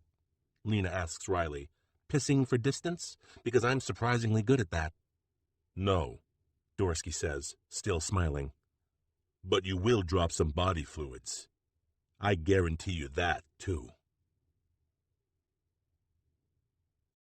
Chapter 9. The Baker. The main dry storage room of Sin du Jour is filled with a light unseen on earth since a time of abject innocence. And that was long ago indeed. Nicky Glowen, flower shrapnel sprinkled among the many vintage victory rolls binding her hair, pulls open the heavy storage room door and is briefly blinded by it. "What the hell, man?" The initial shock of the light fades, and with it goes her next words as her eyes adjust to the light's source. The angel is sprawled atop a large rolling cart, held there by a binding spell more powerful than anything unleashed in the human world since a time immediately following abject innocence, when chaos, unburdened by any rational thought, reigned. Naked and unashamed, it's a creature neither male nor female. Its bipedal form is where its resemblance to any human being ends, in fact. It's more like a featherless bird in body, with an elongated face, no nose, not even slits, and on each side of its skull a large glassy oval swirling with dark tones serving as its eyes. Its limbs are longer and slimmer, skin a pale gray, the digits of its hands and feet three-pronged and pinned with yellow talons. Nicky's eyes take all of those features in last. At first, there's nothing but its wings. They are less like a bird's and more like the fleshy form to which they are attached. Each one is shaped as a perfect triangle, more silken and illusory than dense with feathers and sinew, although there are feathers. They wilt and shudder around her body with each breath. They're the source of the unearthly light. Nicky involuntarily rubs her right bicep, smearing yet more flour over the weeping angel tattooed there in vivid colors. "Are you—" she begins, then stops. The angel cocks its head in her general direction. It doesn't speak. Nicky is suddenly very aware of her stained, flour-covered apron and of the scantily clad pin-up girl emblazoned on it beneath those stains and that flour. She feels like a dirty peasant standing in the court of royalty. She clears her throat and, as she often does, especially in situations made of uncertainty, says the first thing that comes to mind. "Can I bring you a cupcake?" Again, the angel cocks its head. Chapter 10. Second Blood. "You're not actually going to do this, are you? You wanted to stay." Lena and Darren are standing in the courtyard at the center of Sin du Jour headquarters. It's walled with bricks that appear to be more red dust than solid matter. The stone foundation in the middle of the open space hasn't tasted water in a century or more. "We can leave if you want," Darren tells her. She flashes him what only Darren recognizes as her Lena look. "They're not killing whatever that is. I won't allow it." The angel. "Whatever." Back in the kitchen, Chef Luck silently selected 2 wicked-looking paring knives and led the entire staff outside. Now he's standing in the middle of the courtyard, flipping them both in his hands, the size of which make the blades look even smaller. The busboys, one of whom is in his 70s, are sitting in fold-out concert chairs beside the fountain. They're passing an expertly rolled joint back and forth. "Chef's dispute?" the younger one Chef earlier referred to as Pacific asks through a wraith made of smoke. Chef Luck nods. "Sick," Pacific says, as excited as one can be after a dozen tokes of top-quality sativa. "Yes?" Mr. Mirabal, the oldest busboy in New York, asks him. Pacific curls a fist and swipes it in front of him, making swashbuckling sound effects with his mouth. His elderly companion nods, wide-eyed. "Oh." Chef Luck hands one of the paring knives to Lena, the other to Dorsky, who takes it with easy familiarity and a grin. Bronco addresses the courtyard. "The rules are simple, but I'd pay attention were I a newcomer to such things. No puncturing, no stabbing. Slashing only. You keep it confined to the torso, nothing above the shoulders or below the waist. It's a fight to second blood. You draw your fellow chef's blood twice, and you win. A drop counts, so keep it as civil as a knife fight can be. Tar here wins, her newbie vote counts, so does Vargas's there.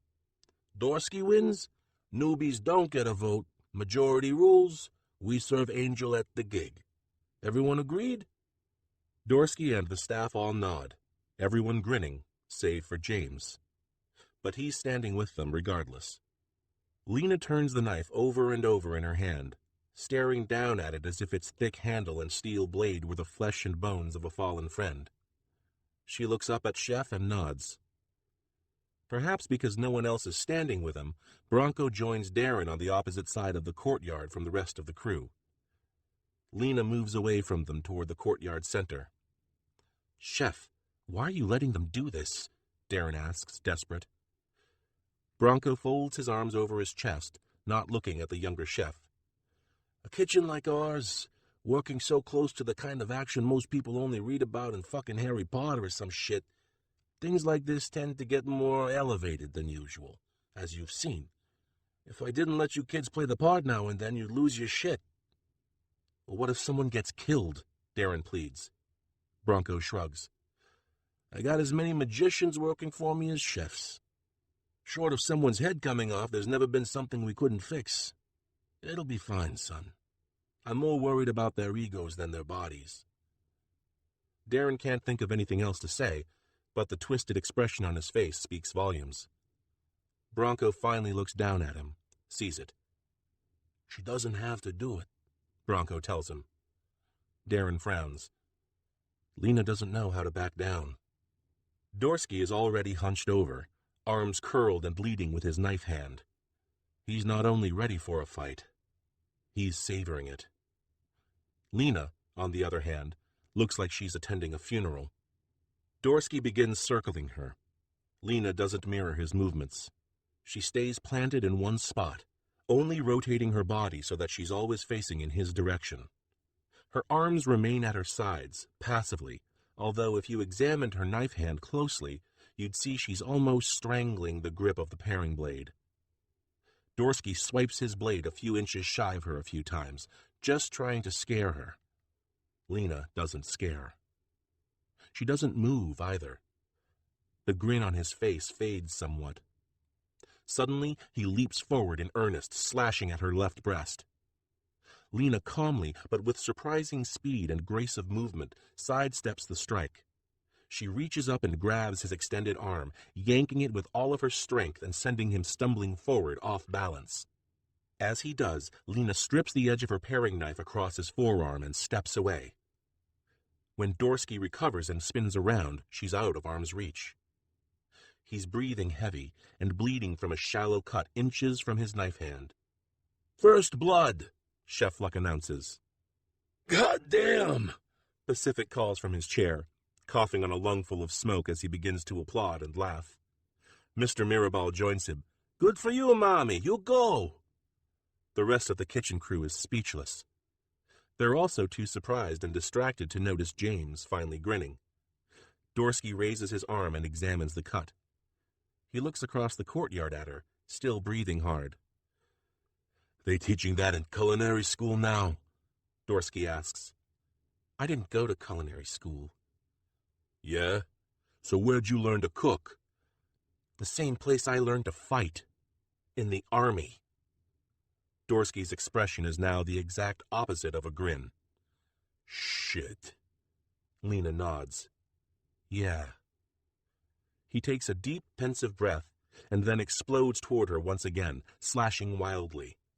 Lena backs away from his attack, staying ahead of the knife, looking for her opening. Her close-quarters combat instructor during IET was another female enlisted. She understood what it is to constantly face opponents of superior size and strength. One day, she'd pulled Lena aside to give her this piece of advice. "Make yourself even smaller, as small as you can, until it's time to make yourself big and strike." Lena stops backing up, allowing Dorsky's advance to meet her. She reverses her grip on the knife as she ducks quickly under Dorsky's attacking arm, almost crouching all the way to the cobbled ground. Dorsky practically trips over her, losing his concentration for a split second. It's a long enough span of time to allow Lena to uncoil and slash his armpit as she does. "Fucking shit!" Dorsky cries out in pain, nearly stabbing himself as he presses his knife-cradling fist into the sudden wound. "That's it," Chef Luck proclaims. "That's second blood. It's over. Newbies' votes stand. We figure out a plan B. Lena drops her knife, raising both of her hands in compliance. She's breathing heavily now, too, mostly from nerves. Dorsky, however, doesn't seem to hear his executive chef. Fucking bitch, he growls, rushing Lena anew, still holding his knife. Hey! Darren cries out. Lena's eyes go wide. She glances briefly down at the knife on the cobbles, but it's too late. Dorsky slashes wildly at her. She turns and dashes across the courtyard with him at her heels, until he's met by Bronco. The chef suddenly has Dorsky in a half Nelson, holding both of his arms at bay and twisting the man's body until his sous chef is forced to one knee. Dorsky struggles, and he's a big, powerful man, younger than Luck, but those advanced years and the work they've contained have only forged Bronco's muscles into unseen iron. You keep it up, he breathes heavily into Dorsky's ear. I'll not only fire you, I'll bust your fucking skull open before I kick your ass out the door. You get me? Dorsky nods. He heard that. Bronco releases his grip on the younger chef and stands, turning to face the rest of the crew. Can we get back to cooking now? No one answers, but it's obvious no one will dare argue either. Good. Get your asses back in that kitchen. He walks over to Lena as the rest of them file back inside the building. You okay? She nods. He must be a really talented chef. Dorsky? He's got the right temperament for this particular job. Most of the time. Then I guess I don't, Lena says harshly. Bronco grins. All evidence to the contrary, kid. Darren has joined them. Chef? Yeah, Vargas. What are we going to do now if we're not serving the angel? Bronco nods. We're going to consult the expert. As Lena and Darren, their confusion obvious, follow him back inside Sin du Jour, the busboys share a final toke.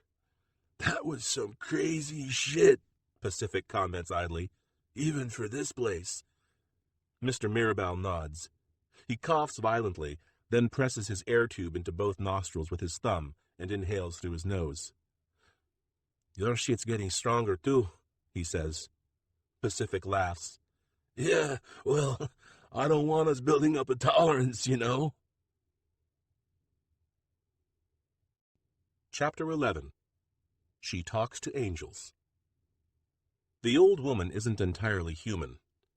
Lena can see Darren is ignoring it, looking away like someone trying not to focus on the unexpected physical deformity of a person they've just met, but Lena has never been able to ignore any reality with which she's faced. The obvious fact is the old woman, or mostly woman, is not deformed. She's a hybrid of human being and something else. Her features are just a little off. Her eyes and ears and nose and mouth, they're all present, but spaced differently than an average person.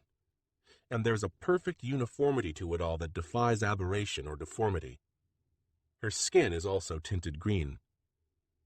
Bronco has escorted them to a small space in the very back corner of the kitchen level, far removed from everything else.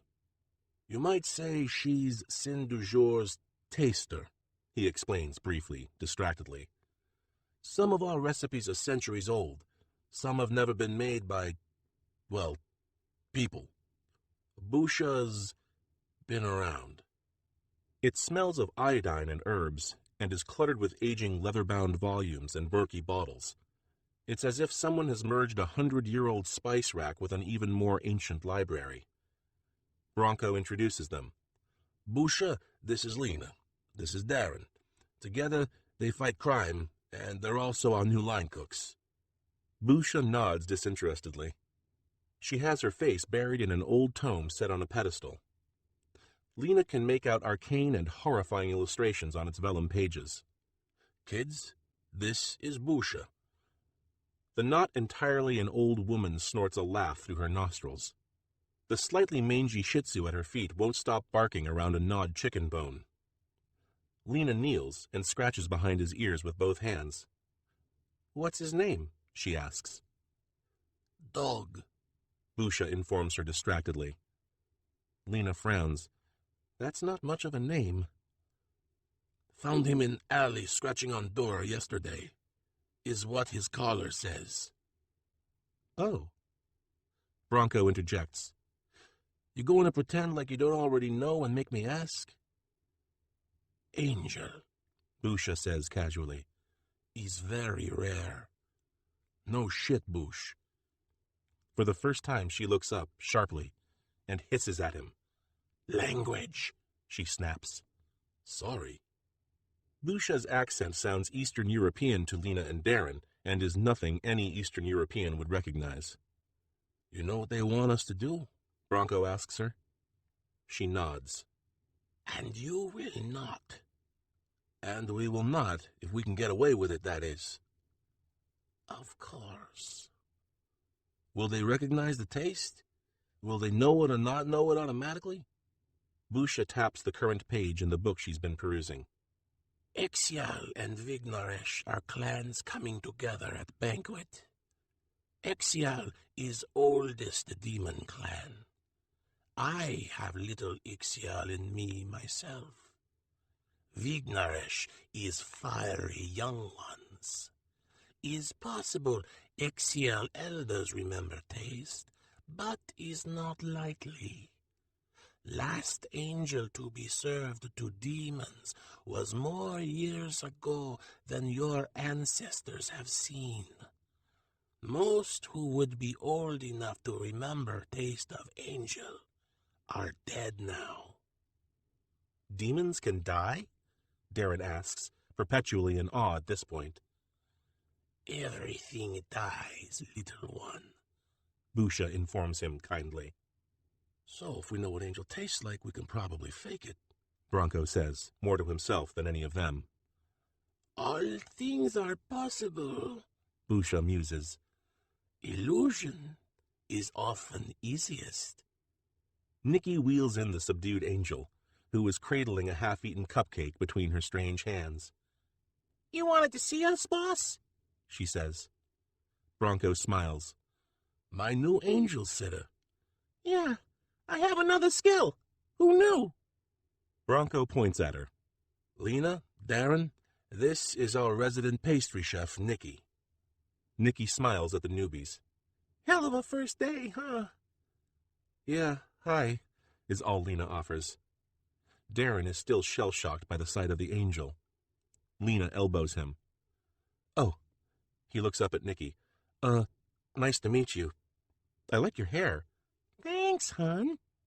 Can you communicate with it? Bronco asks his matronly taster. It? Her, him, whatever. Angel is neither man nor woman. Men and women came later. Our guest, Bronco restates. Can you speak to them? Busha shakes her head. Is oldest sound. You mean language? No, she says impatiently. Is oldest sound. Okay, fine, so you can't. No.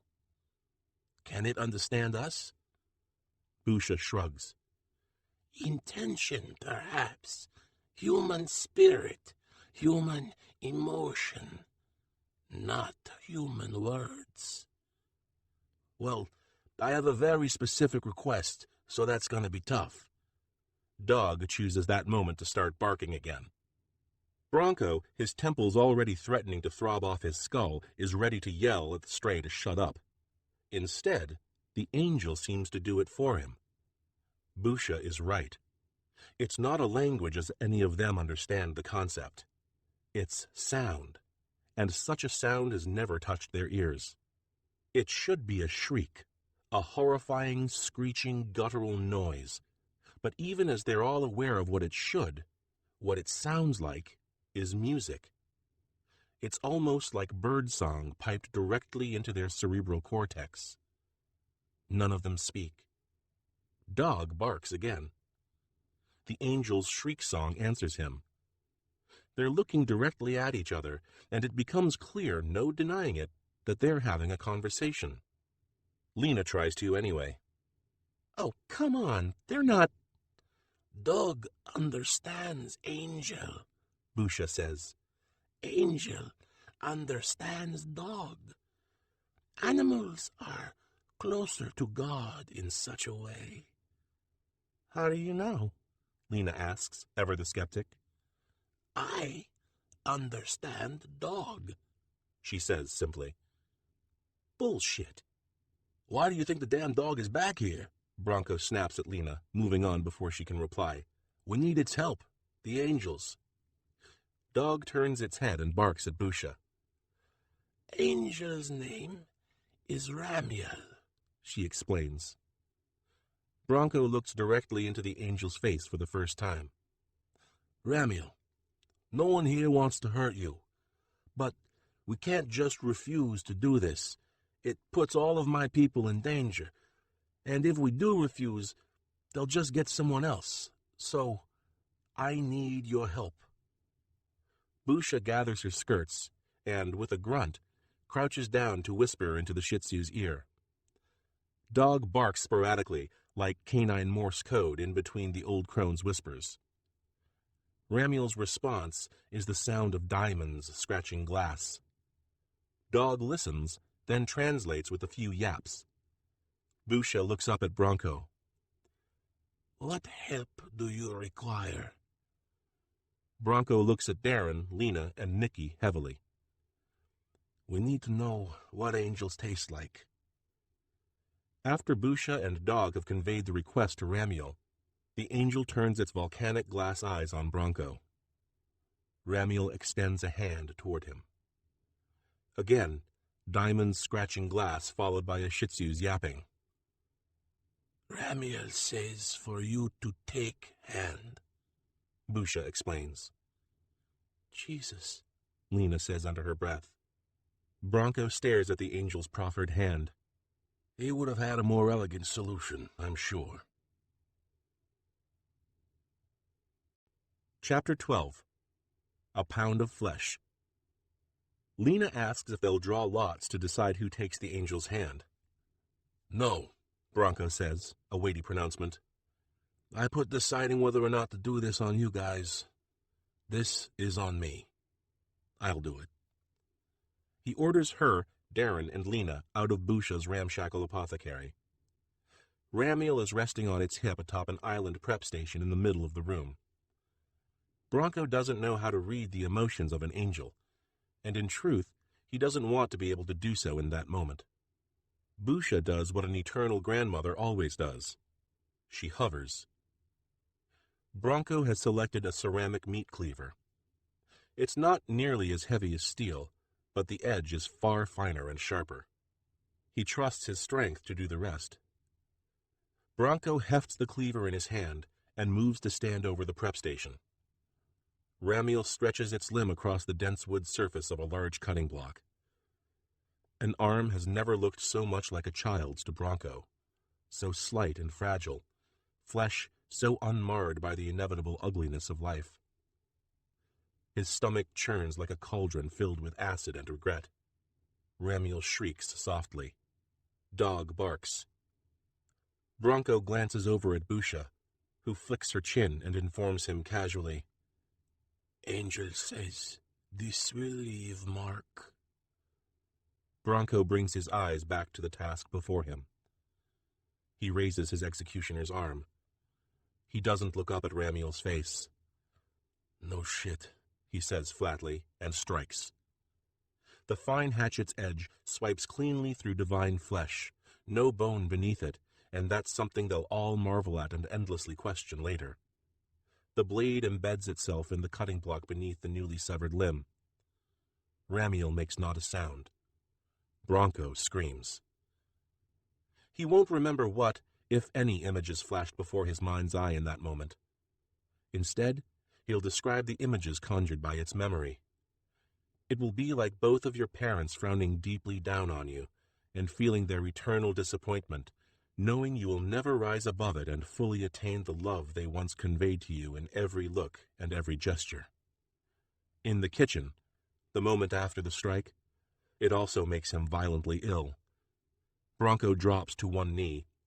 His hand is still strangling the handle of the cleaver, the blade of which is still buried in the chopping block. His other hand grips the edge of the counter to steady and steel himself as the most intense nausea of his life assaults him, in staggered, lapping waves. It passes in moments that feel like months, and leaves behind a mercury switch that feels as if it will trigger projectile vomiting with the slightest movement. Bronco doesn't move.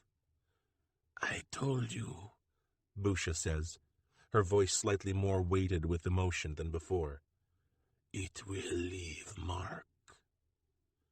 Dog pads up beside where Bronco kneels. The Shih Tzu places its chicken bone carefully on the floor and begins nuzzling Bronco's leg. Above him, Bronco is touched by cool and warmth at the same time. A gentle, electric grip covers his fist and causes it to slip from the handle of the meat cleaver. Suddenly, the sickness dissipates. He stands, shakily but without heaving everything he's eaten since last night all over the kitchen. Ramiel looks up at him from the station with unabashed sympathy. The sight of the angel's face makes him want to cry. Instead, he looks away at the cutting block. Ramiel's blood, if it truly is that, looks like honey. Flecks of gold and white within its viscosity play in the light. There isn't very much of it either. Neither Ramiel's arm nor the angel's severed hand is bleeding. Neither of them wear gore nor twitch with pain. Ramiel isn't even cradling her stump, which appears as though it's already healing. I'm sorry, Bronco exhales, hoarse and ragged, still not looking at the angel. Ramiel makes a haunted house door creak of a sound. Dog barks. He forgives you, Busha says. Bronco looks over at her, brow furrowed. I thought angels weren't boys or girls. Busha shakes her head. He's not who angel meant. Oh. As Bronco attempts to process that, along with the last few minutes of his life, Busha picks up the angel's hand with a pair of ancient, tortuous-looking tongs and places it in an ordinary, everyday hotel pan, covering it with the corresponding lid. She picks up the hotel pan and shoves it into Bronco's chest decisively. You take, she orders. I see to angel. If you need help with flavor, come back. Bronco nods dumbly, closing his large hands around the edges of the hotel pan. Lena, Nikki, and Darren are waiting for him out in the hall. Jesus, Chef, are you okay? Darren asks with more sympathy than horror, although it's present in his voice as well. Test kitchen, is all Bronco says. They follow him. Bronco has a handle on his psyche now. He disconnects from everything except the job. He treats the angel's hand like any product, earthly or supernatural. None of them want to watch him butcher the angel's flesh, but none of them, not even Darren, look away. They all somehow know they need to support their chef in that moment. The fillet between the forefinger and thumb is the most delicate and tender of meats. Bronco bisects it carefully. There's no visible sinew or tendon to clean or cut through. It's simply flesh on bone. Once the cut is ready, Bronco glazes a sauté pan with simple everyday cooking spray. The can actually has dust on it from lack of use. No chef in this kitchen would normally use anything other than olive oil or butter, but Bronco doesn't want to taste anything except the angel's flesh. They need to know exactly what its flavor says to the palate. It takes him only a few minutes to work the appropriate amount of heat through the small fillet and put a light sear on its surfaces. Darren, Lena, and Nikki await the smell of it cooking eagerly, and with more than a little fear. None of them comments on the scent that hits their nostrils. They only look at each other quizzically and uncertainly. When Bronco is done, he puts the fillet on an appetizer plate and cuts it into 4 pieces. I'd like to say none of y'all have to do this, he tells them, but you do. If we're going to pull this off, you do. Nikki, more to have something to do and contribute and only slightly less because she's the eternal helper, retrieves and lays out 4 small forks in front of the plate. Darren looks to Lena, as he often does. She reaches up and squeezes his arm. All right, Present arms, their chef instructs them. They all pick up their forks. They each skewer a piece of cooked angel flesh. They each hold their bite under their noses. Again, their eyes find each other's and exchange rank confusion. They all taste angel flesh for the first and last time. No one reacts visibly as they chew. Neither do they react when they each swallow. No one utters a single word for almost 60 full seconds afterward. Bronco finally breaks the silence. Well, who's going to be the one to say it? It's as if he's giving them permission, and all three of them seem to need it. Nuggies, Darren blurts out, and then almost covers his mouth in embarrassment. They all nod, Bronco heaviest of all. Nuggies, Lena seconds. It tastes exactly like chicken nuggies from a fucking Henley's joint. I thought it smelled like fast food in here, Bronco says. Nicky is more aghast than any of them. I can't believe it. Chicken, sure, but chicken nuggies? The consistency is completely different, Bronco says clinically, his wheels spinning. Lena nods. Yeah, it doesn't feel like a nuggie in your mouth at all, but the taste is dead on. Which means we can't actually just peel the breading off a bunch of nuggies and serve them. No, Chef. No, Chef. No, Chef.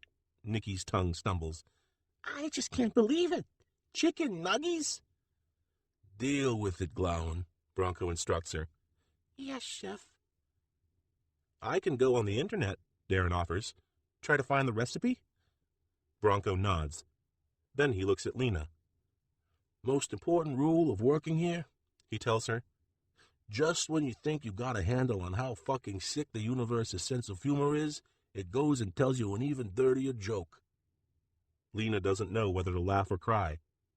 Bronco walks over to the nearest sink and spits. Fucking nuggies, he mutters. I hate Henleys. Chapter 13. Marching Orders. Darren follows Bronco down a narrow and rusted stairwell between strip paint walls. They've left the kitchens and magazine cover facade of Sin du Jour far behind and are now descending the sublevels beneath the old brick building. Having left Lena with Nicky to work on the rest of their substitute menu for the demon banquet, Bronco felt Darren should stay by the chef's side until, as he puts it, Darren shakes off that little lost puppy vibe. I know it's not really my place, Chef, Darren says nervously, but isn't this kind of like extreme? It's not like extreme. It is extreme. But we don't have a choice. They've spent the rest of the afternoon and evening cooking test versions of Imitation Angel. Darren pulled dozens of home-brewed and so-called hacked recipes for Henley's signature chicken nuggies off as many websites. They are all relatively similar in terms of ingredients, varying only in proportions. None of them nail the taste of the world-famous fast food concoction. There's some kind of chemical differential, some preservative or pesticide or some shit, probably proprietary. Without it, the taste is always going to be off. We need to know what it is, that's all there is to it. We're already working at a handicap, assuming we could pass off some free-range, regular-ass protein for a fucking divine creation of the Lord itself. But can they really do something like that? The receiving guys? Receiving folks, if you please.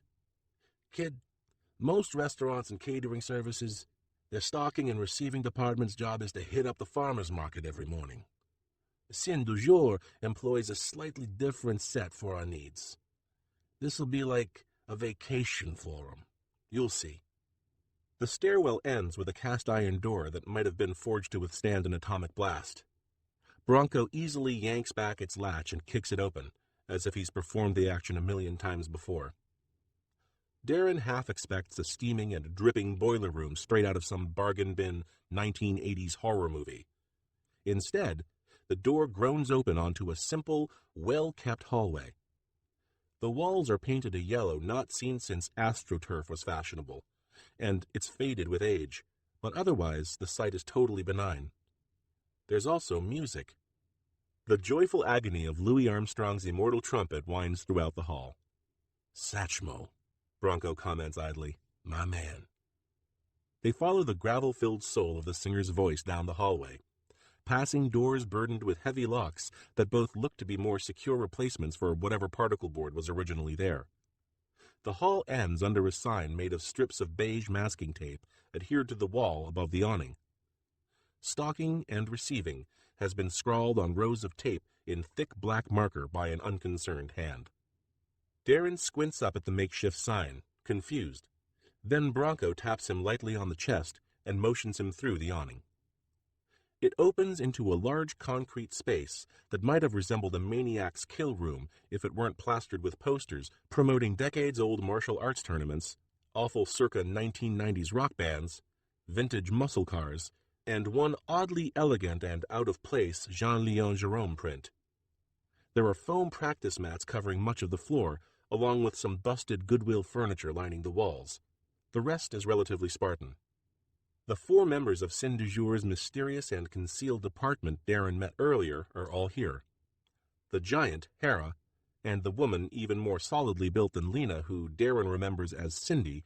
He has always been good with names, as he is terrified of forgetting anyone's and thus offending them and embarrassing himself, are taking turns hurling knives at what looks like a giant dartboard. They aren't cooking knives either. These are knives forged for combat. The little one, the weasel-looking man who doesn't seem to fit, Moon, is reclining on a sofa that's bleeding insulation in several places. He's cramming potato chips into his mouth from a half-eaten bag while watching something unseen on his iPhone and listening to it through a pair of earbuds. Ritter is sitting behind a folding card table. At first, Darren doesn't even take notice of it, but then it hits him suddenly, causing his legs to lock mid-stride. Ritter is sitting behind a folding card table, and he possesses 2 intact, fully functioning arms. His left arm is folded above his head, hand twined in his hair as if ordered there by a police officer. His right arm, the arm Darren cradled that very morning after watching it severed from the rest of Ritter's body, is stretched across the table. It's once more attached to him. Ritter is busily stacking toothpicks from a large box into what appears to be the shape of a log cabin. His focus is intense, and he seems to be attempting to accomplish this balancing feat as quickly as possible. Darren realizes he's testing the dexterity and control of his reattached limb. "Everyone wound down enough?" Bronco asks the room. Just another day at the office, Chef. Cindy assures him. Hera nods, just once. How's the serving arm, Rit? Bronco asks. Ritter continues stacking the toothpicks. About half an inch shorter than it was yesterday. Otherwise, I appear to be all good. Bronco nods. He looks at Darren, then back to Ritter. So, I need you to take your crew upstate to the Henley's corporate headquarters and steal the recipe for chicken nuggies. When? Ritter asks without hesitation or looking up from his task. Now. You're making chicken nuggies? Moon asks Bronco. I love chicken nuggies. With big top sauce? Darren looks at the faces of the rest of them. No one seems to be concerned about the nature or implication of Chef Luck's request. Ritter nods. Will do, boss. Thanks. Bronco turns, suppressing a grin as he briefly faces Darren, and walks out of the stocking and receiving department. You need something, Sparky? Cindy asks Darren a moment later when he hasn't moved. He stammers. Reel it in, Ritter instructs Cindy. He finally puts the toothpicks down and looks up at Darren. He lifts his arm and holds it between them. That was a good catch earlier, kid. Thanks. Darren nods dumbly for approximately the 12,000th time that day. Hey, he manages. We all work together now, right? They all laugh at that. Even Hera. Darren feels caught for a second, but he realizes he doesn't feel laughed at. He's also beginning to realize why not one of these people bucked at being ordered to commit corporate espionage and theft. Part 3. Into the Clown's Mouth. Chapter 14. Guided Tour. Their tour guide is the apotheosis of all tour guides. Ritter, Cindy, and Hera are dressed like tourists. Ritter and Cindy, a teenager's backpack strapped to her shoulders, both wear Henley's t-shirts, while Hera is decked out in resort wear because there was no article of clothing in the gift shop that would fit him. They've mixed in with about 20 other fast food enthusiasts, or just easily impressed road trippers, eager for a peek behind the scenes of the restaurant chain at which they've grown up polluting their bodies. The lobby of the Henleys Corporation's main corporate offices is clean, modern, opulent, and more or less exactly what you'd expect of a corporate lobby. Its only outstanding feature is a 50-foot tableau draped from the ceiling. All the beloved characters from the Henleys mythos are painted together on it, smiling down upon all their friends who've come to visit Circus Farm. There's Monsieur Udders, the beret-wearing cow who was created after Henleys added beef to their formerly all-chicken menu of proteins. There's Postman Potato Head, the most literally interpreted of Henley's characters, with his vintage mail carrier's uniform and roasted red cranium. They are all grouped around one of, if not the most famous clowns in history, Redmond Britches, resplendent in his silver and crimson costume. Britches is cradling Mrs. Henley herself, the plump and venerable chicken who was the progenitor of it all. Her eggs and chicks were the first items served when there was no Henleys, only a rickety roadside stand manned by the real Redmond Britches. Mrs. Henley wears her trademark pink and silver ruffled collar and colored face buttons. She doesn't smile because none of the original artists could render a realistic chicken smiling without it looking horrifying, especially to children. The group's tour guide, bright and bubbly with a blonde perm that might have just stepped from a time machine, walks backward with perfect poise. Everyone is, of course, familiar with the animated versions of the Circus Farm family, she announces. Whether you remember them from any of over 4,000 commercials through the decades, any one of the 5 incarnations of the Henley Saturday morning cartoon, or from the related comic books, video games, and our recently launched Circus Farm education app. Jesus, Cindy mutters. You're riveted, Ritter informs her. right. What not everyone knows is Redmond Britches was in fact a real clown in the 1930s, and Mrs. Henley was also not only a real chicken, but his star attraction. He fashioned her a costume and trained her to dance to entertain the local children in towns throughout the American South. As she talks, the tour guide leads them out of the main lobby and down a broad corridor that branches off through marble awnings into common areas and services for the staff, including an in-house Starbucks. Britches the Clown also used Mrs. Henley as his primary food source, using her eggs and cooking in a small Georgia shack almost exclusively for himself. He created the recipes that eventually led to the earliest versions of the Henley's menu items we have all enjoyed for over 80 years. They find themselves surrounded by enormous frames filled with glossy photos of the food items that became a phenomenon and transformed a regional fast food chain into a global biochemical conspiracy. Cindy stares horrified into the depths of a 10-times scale double-clucked chicken biscuit topped with cheese, bacon, a fried egg, and too vibrant to be food hollandaise sauce. It's accompanied by Henley's clown noses, the signature miniature red roasted potatoes the chain serves in lieu of French fries. And, of course, there are Henley's chicken nuggies, blown up to the size of armchairs and ready to dive into a vat of big top sauce. At least the corporate headquarters doesn't smell like a Henley's restaurant. Finding a need to supplement his income, Britches established the first Mrs. Henley's fresh fried egg stand by a rural road just outside Atlanta in March of 1939. He sold fried eggs for a nickel apiece. The very first nickel ever made by a Henley's restaurant Britches kept for good luck, and it remains a source of pride for the Henley's Corporation. The nickel in question is suspended in a floating lucite frame erected in the middle of the corridor. Their tour guide motions to it grandly. It's a fake, of course. The corridor reaches its end. Ritter stops as the rest of the group rounds the corner ahead. Cindy and Hera do the same, letting the tourists filter around them. They wait until the last body has disappeared around the corner, then Ritter removes 3 small webbed pouches from his pocket. He hands one to Cindy, then to Hera. Stick these in your cheek and try not to chew, he instructs them. Cindy pops the pouch into her mouth without hesitation. Should we even ask?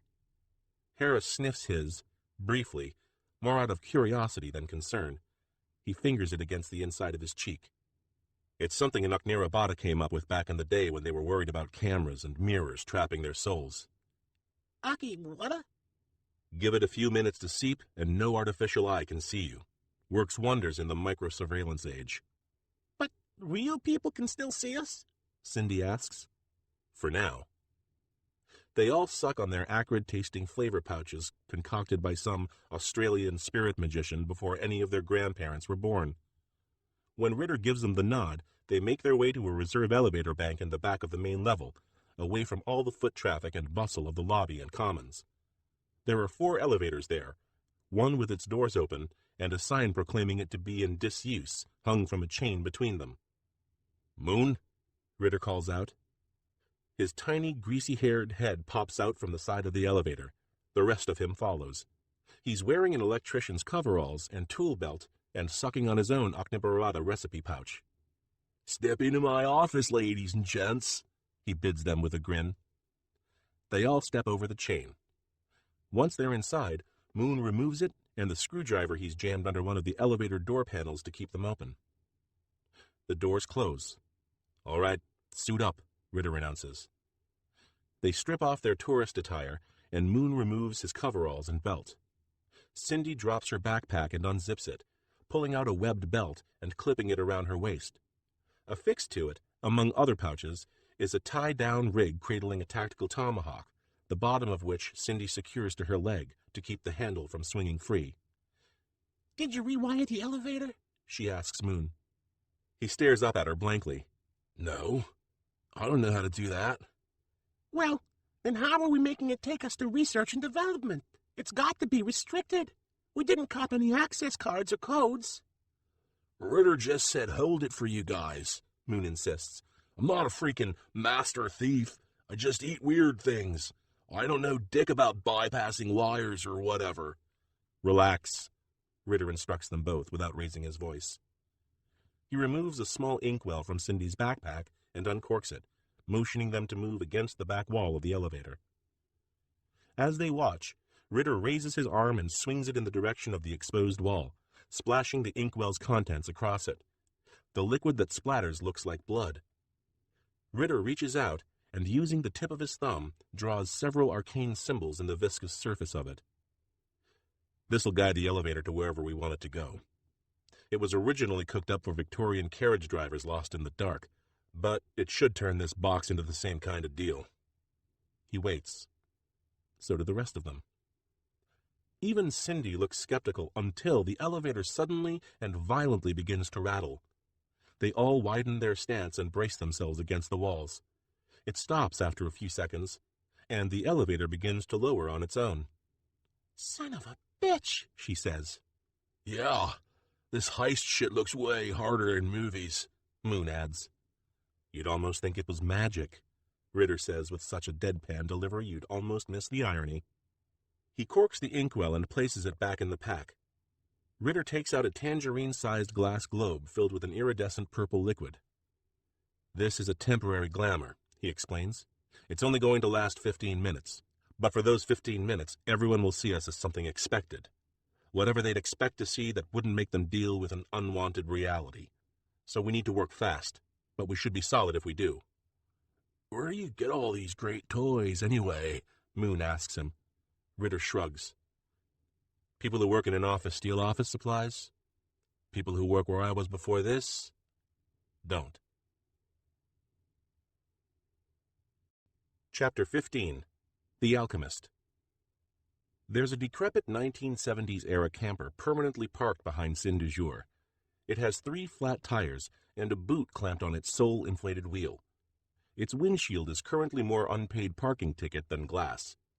A lone bumper sticker, faded and worn, reads, "Oaxaca, 79. Tag Dorsky is seated next to the camper's open door on the steps leading inside. Kneeling beside him is a half-lit man with messy dark hair and an unfiltered cigarette bobbing on his lower lip.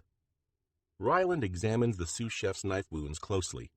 He squints, not because his vision is impaired, but because it's still light out and focusing is giving him a splitting headache. "You smell like a wino dipped in other winos," Dorsky idly comments. "Dorsky, I'm aware acting like a hippopotamus's rectum is integral to your personality, but if you could stuff it for the next few minutes." Ryland's brogue is pure Galway, although virtually no one in America ever can or does tell the difference. He drinks constantly, fine wine when he can both afford it and summon the effort to seek it out, and bottom shelf when he's broke or already drunk and finds he's run out of the good stuff. He drinks because he was forced to become an alchemist by his alchemist father.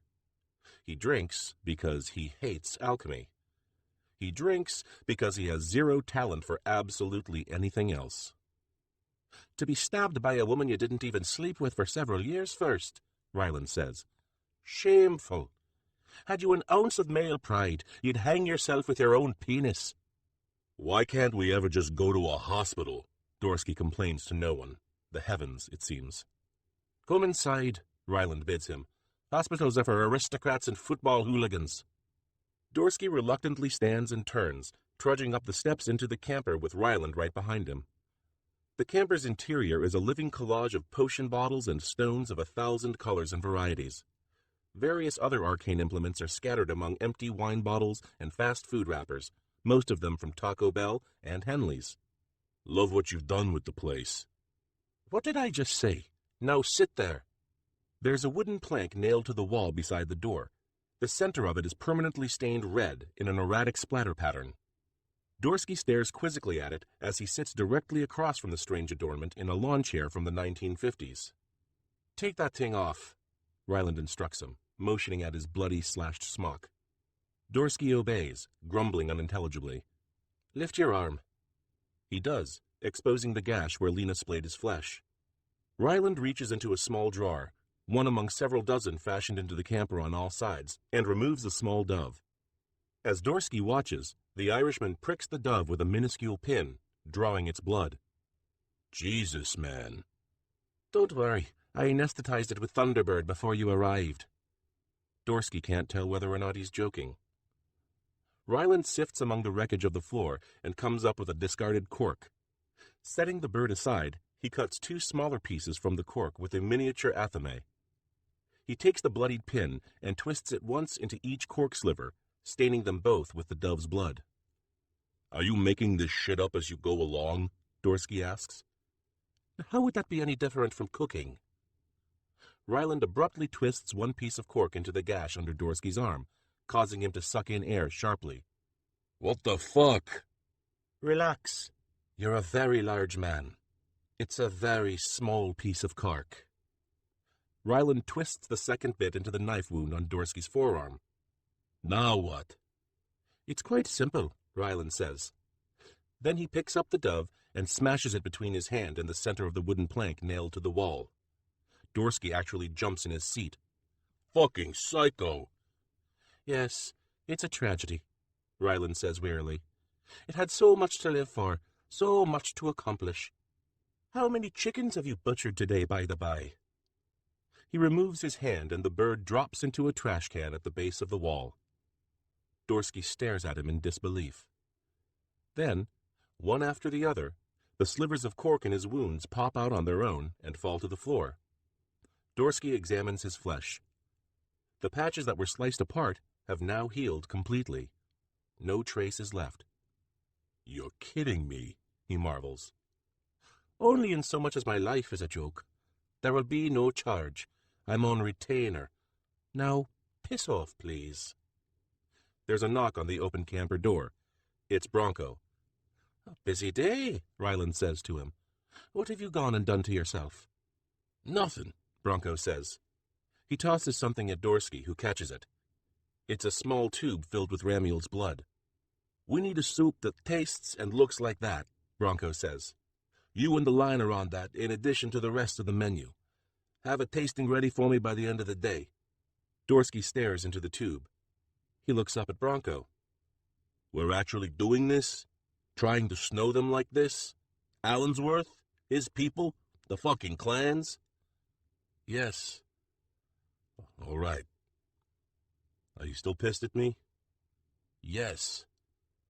"All right. Is this going to take terribly long, gentlemen? Ryland asks. You parked in my lot, you're on my dime, Ryland, Bronco reminds him. Oh, my liege, the alchemist replies dryly. Get it done, Tag, he says to Dorsky heavily. You had your chance. Dorsky grins just a little. Yeah, she's got some moves, I guess. Yeah, it's a good thing I didn't let you slice her up, huh? Dorsky sighs. I wasn't really gonna. Yes, you were. Now get back to work. Bronco doesn't wait for him to reply.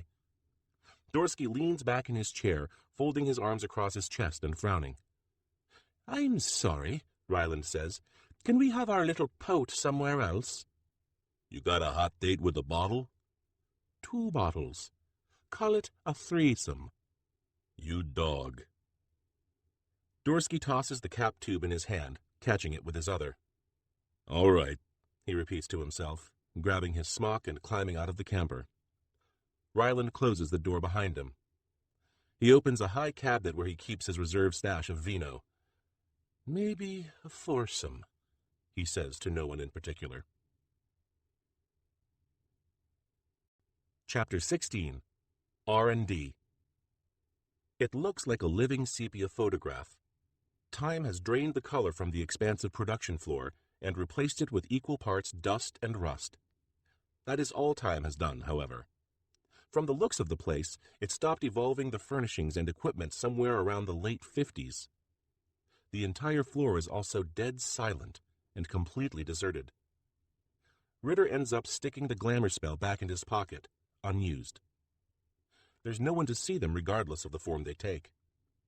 They walk between the antique commercial cooking and baking equipment, the freestanding mad scientist laboratory stations overgrown with cloudy glass tubes and beakers. Not a single inch of the entire floor has been updated with the rest of the building.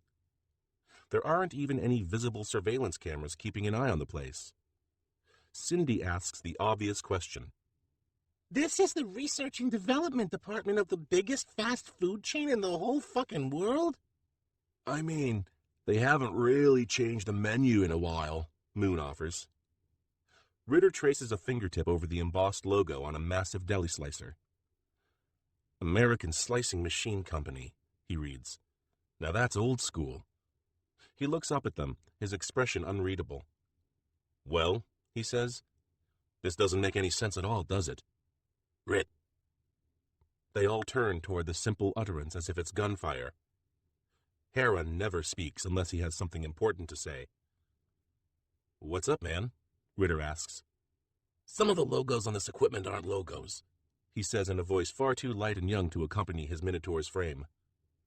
Hera points to a freestanding bread oven shaped like an atomic age incubator. Ritter moves to the aging industrial womb, leaning close to examine its red, blue, and white brand stamp. Although it has the same aesthetic of the rest of the vintage logos on the floor, the language of its letters is completely anachronistic to the time period. Ancient Arabic? Ancient North Arabian, Hera corrects him. Moon shrugs, unimpressed. So what? So they bought a bunch of Arab-made ovens and shit. Who cares? Like the man said. Ritter moves to the next bread oven and examines its stamp. The color pattern and logo are the same, but the letters are different.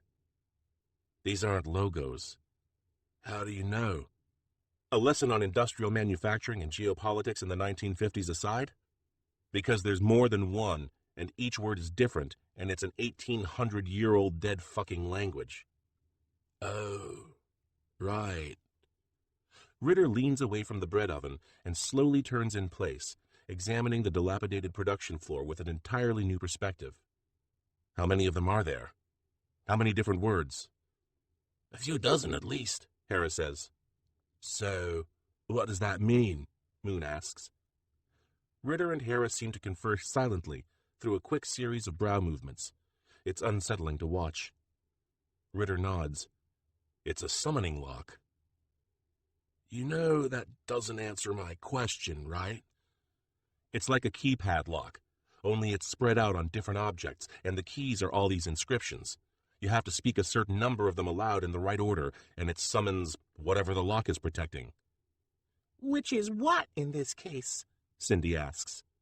And why the fuck is there a magical lock in a disused floor of Henley's corporate offices? Moon adds. I don't know, Ritter says.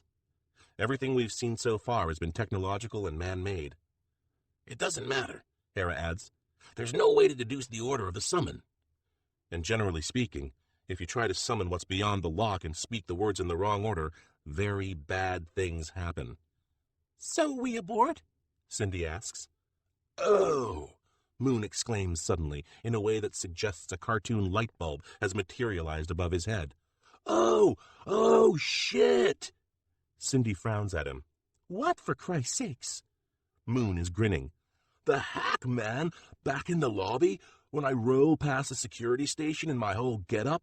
One of the rent-a-hacks. He had this ink on his arm. I thought it was like a tribal thing, but it was this shit. Moon points at the embossed Arabian script. He had it all down the inside of his wrist. Cindy looks to Ritter.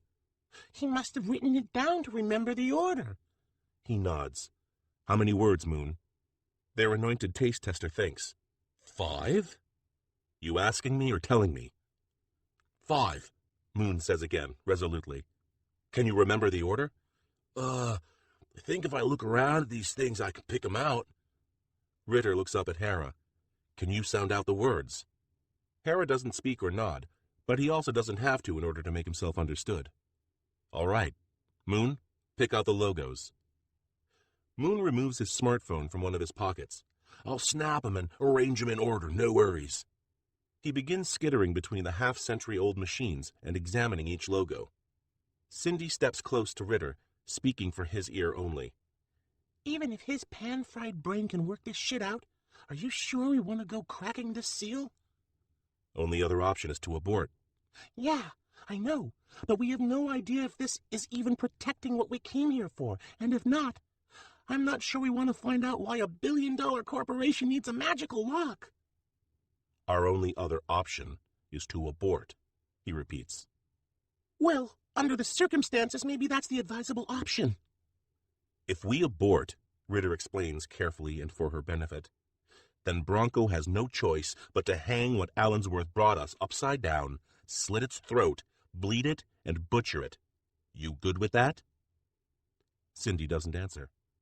I know we don't generally make a habit of talking feels in the basement, he continues, and I don't particularly want to start, so I'll just come right out and say I'm not good with it. It's the difference between serving demons and being one.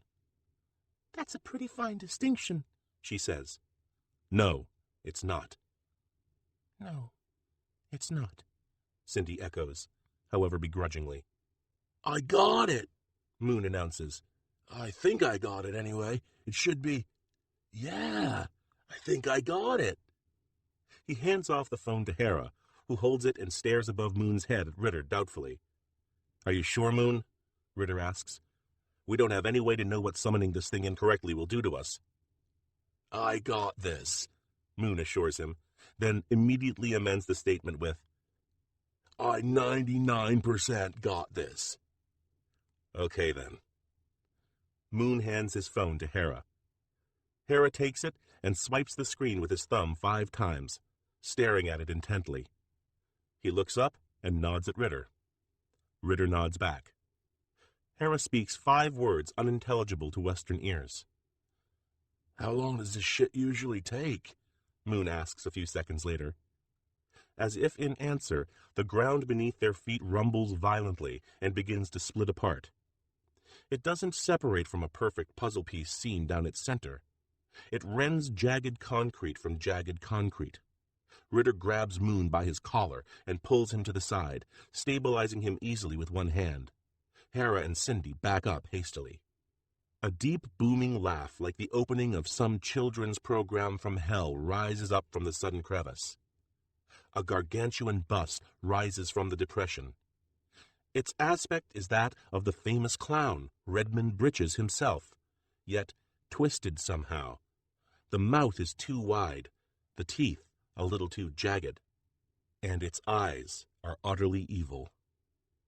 There's a flash of many colors in the dark hollow of that mouth, and then they are all bombarded by what feels like hardened air. It's waxy hollow plastic, Ritter extends his arm and closes his hand around a sphere. They are plastic balls. They are plastic balls like the ones filling a million fiberglass playground pits. A seemingly endless stream of them is flying lightning fast from the clown's mouth, and they are beginning to pile up around Ritter's feet. In seconds, they've filled the room and risen to waist level. All of them try to wade from the path of the endless volleys, but there is no escape, no end. Ritter tries to yell instructions, and Cindy tries to answer, but their voices are shouts underwater. At some point, the ground beneath their feet disappears, and all four of them are slipping through. The entire world has become a child's playpen. There's no bottom. Chapter 17. Replacement Parts. "This is fucking amazing," Lena says around a mouthful of cupcake. Lemon cake, blackberry frosting, Nikki informs her. It's one of my specialties.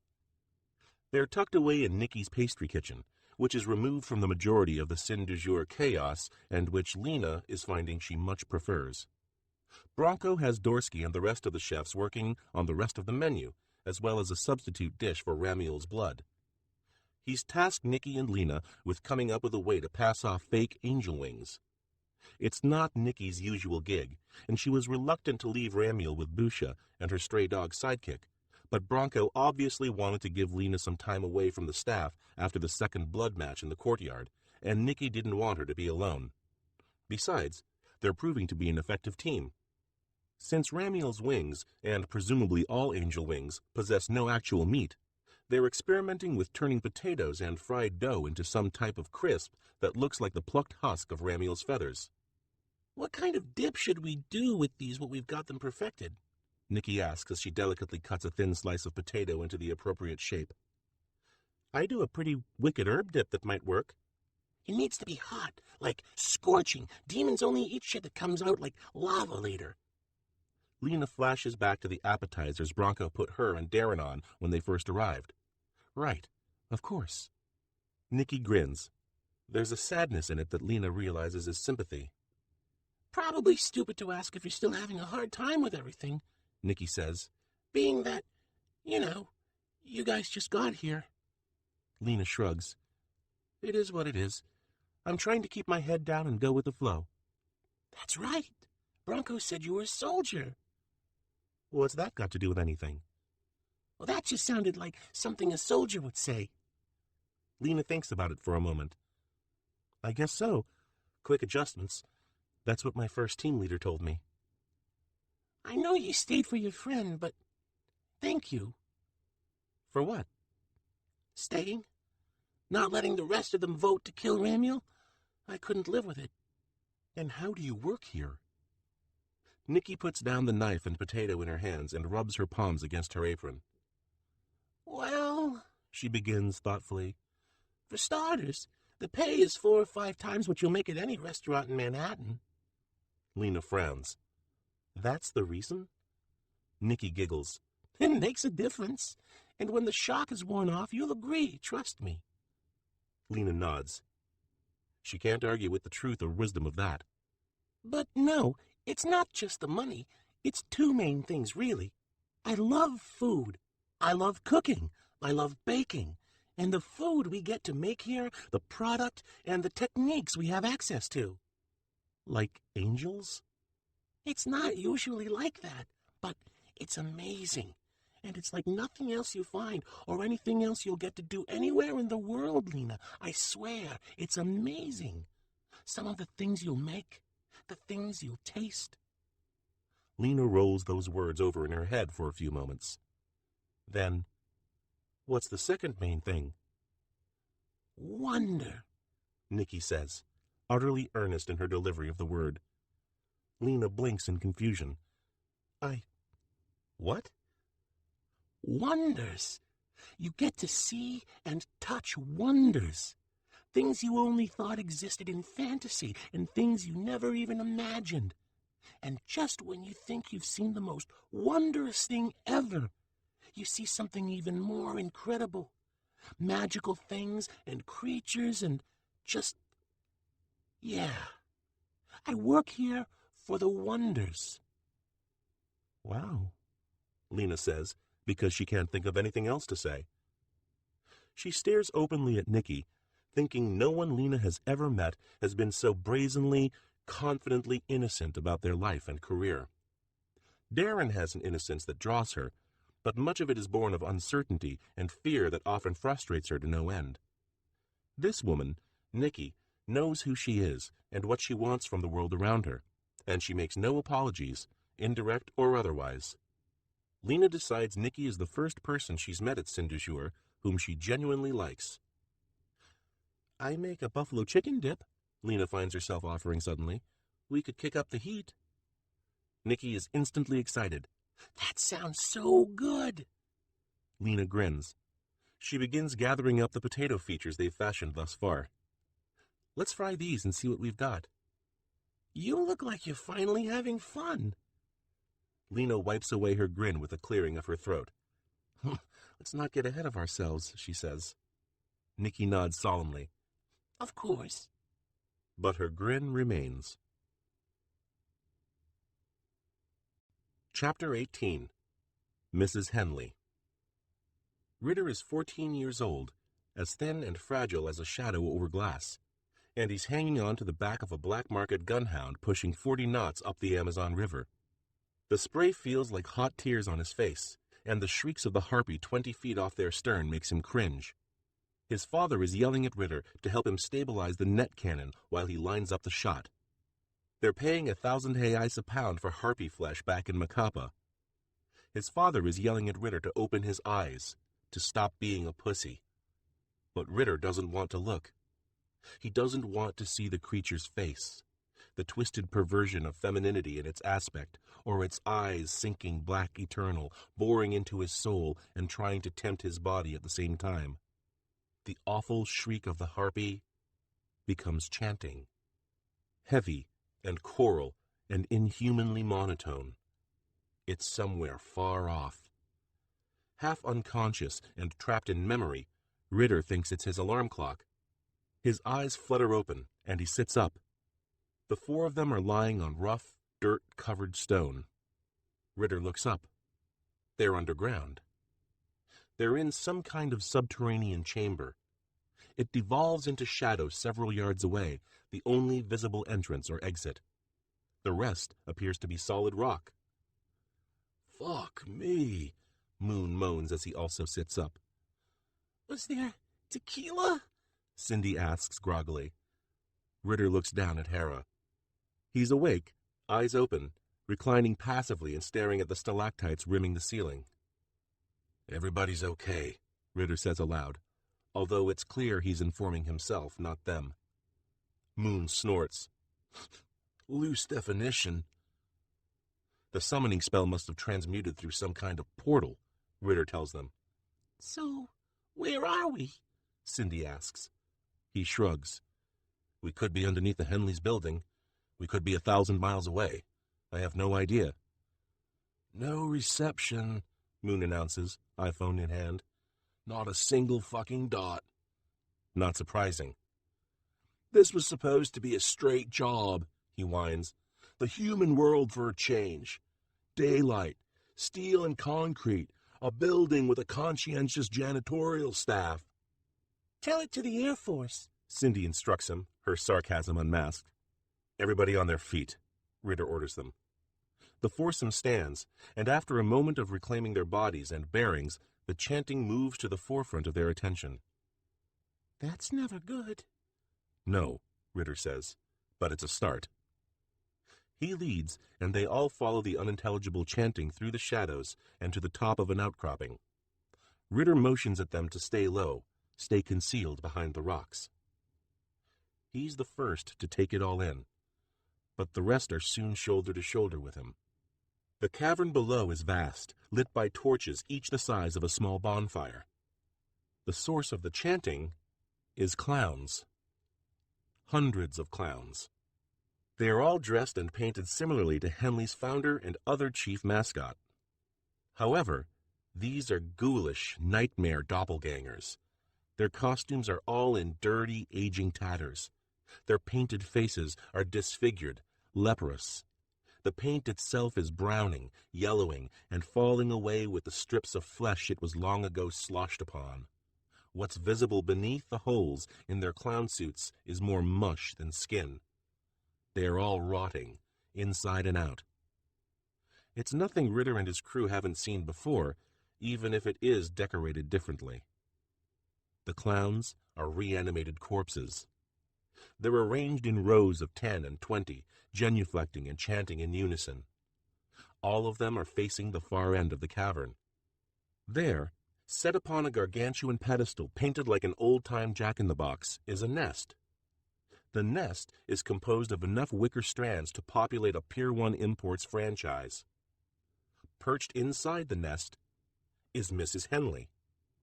There's no mistaking her. She's made up exactly as she is in all of the historical photos and vibrant cartoon advertising throughout the decades. She is, however, at least 100 times the size of a normal chicken. When she clucks, and she frequently does, it sounds like the funeral horn of some Viking god. Everyone else sees a legion of undead clowns worshipping a giant chicken, right? Moon asks. Yes. Yeah. Hera nods. Moon is visibly relieved. Okay, good. An ancient conveyor belt is tilted up to meet Mrs. Henley's manhole cover-sized cloaca. From that gargantuan opening through which a normal chicken would lay its eggs, raw chicken nuggies are constantly falling a dozen at a time. They are already formed into their signature circus-themed shapes of breadcrumb hats and oversized floppy shoes. The raw nuggies roll down the conveyor belt, where a line of necrotic clowns douses them with batter. The other end of the conveyor belt is angled above the largest commercial fryer ever conceived by man or demon. Another battalion of clowns is charged with raising the fryer rat cage on a chain-link pulley and dumping the cooked nuggies into a series of 50-gallon plastic tubs with wheels. The tubs are piled to the brim and beyond, and then pushed by clowns across the cavern to a large opening in the rock draped with industrial plastic curtains. Each one disappears through those murky hanging strips, no doubt to be frozen before being dispatched by the truck, plane, and trainload to Henley's restaurants across the world. Ritter and the rest of them watch the entire process unfold, each of their minds processing the ramifications of what they're witnessing. I never thought I'd say this, Moon groans, but I think I'm going to be sick. I practically lived on that shit those 2 semesters of college I did. Eggs come out of a chicken's ass, too, Cindy points out. Not the same thing, Moon insists. Not nearly the same thing. Shut up, Moon, Ritter hisses. Cindy can almost see his wheels spinning as he tries to formulate a way around this sudden, grotesque revelation and reach their goal. We're aborting now, right?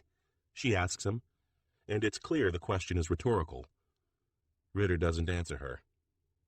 Rit, it's over. There's no recipe to steal. We're not taking that fucking thing with us. Look, we came here to do some simple corporate espionage. Maybe have to escape a man-made cage at worst, but this place is enchanted up the ass. It's dark as it gets, and if they catch us here, we will stay here. Do you feel me? I gotta agree with her, man, Moon adds. Ritter looks from Cindy to him, then at Hera. The big man only shrugs. Fine. We abort, Ritter says. How the hell do we even get out of here, though? There's no return access the way we came. Cindy motions with a flick of her head down into the cavern. We go out with the nuggies. Through the army of zombie clowns? Moon asks. They're obviously animated to perform specific tasks.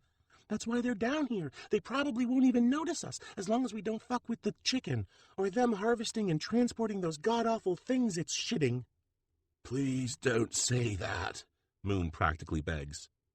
Ritter is looking down over the subterranean valley of Henley's minions, considering Cindy's logic. All right, he says a moment later. Let's try it. Ritter leads them down slowly and cautiously through the rocky outcropping to the main level of the cavern. They stay low and tight, moving across the darkly enchanted production floor as quickly and stealthily as possible. The clowns notice them immediately. They attack the four of them almost as immediately. "Fucking genius!" Moon shouts at Cindy. "Educated guess," she mutters, unhooking the tomahawk from where it's strapped to her thigh.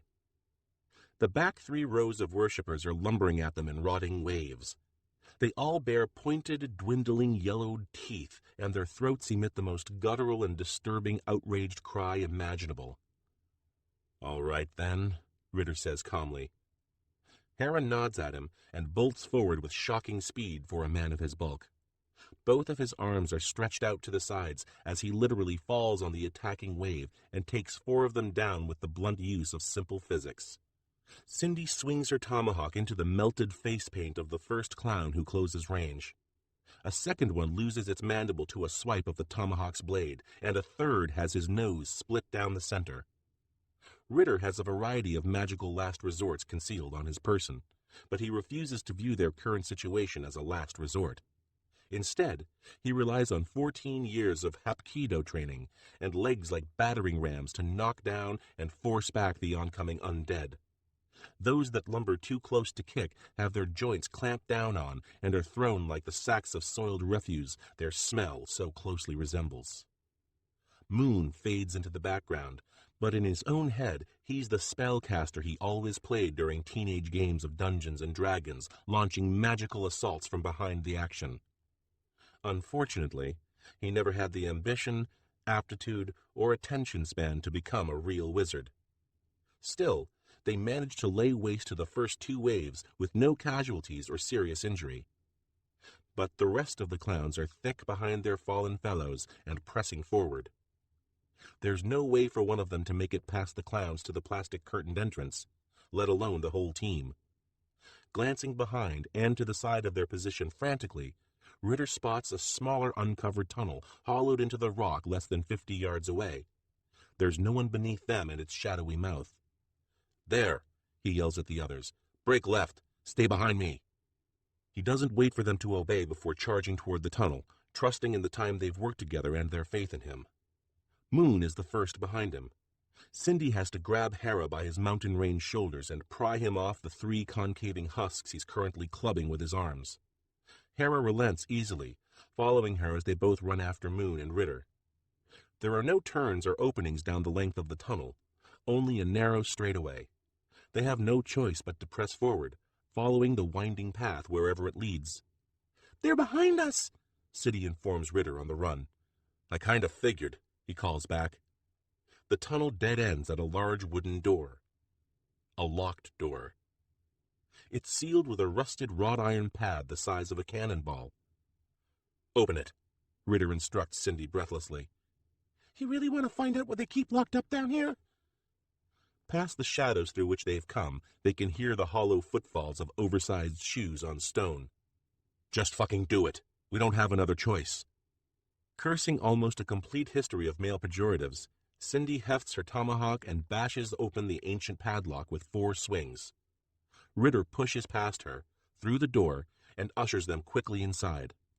"Hera, get on this," he orders after closing the door behind them. Hera heaves his near 400-pound bulk against the door's interior and leaves it there.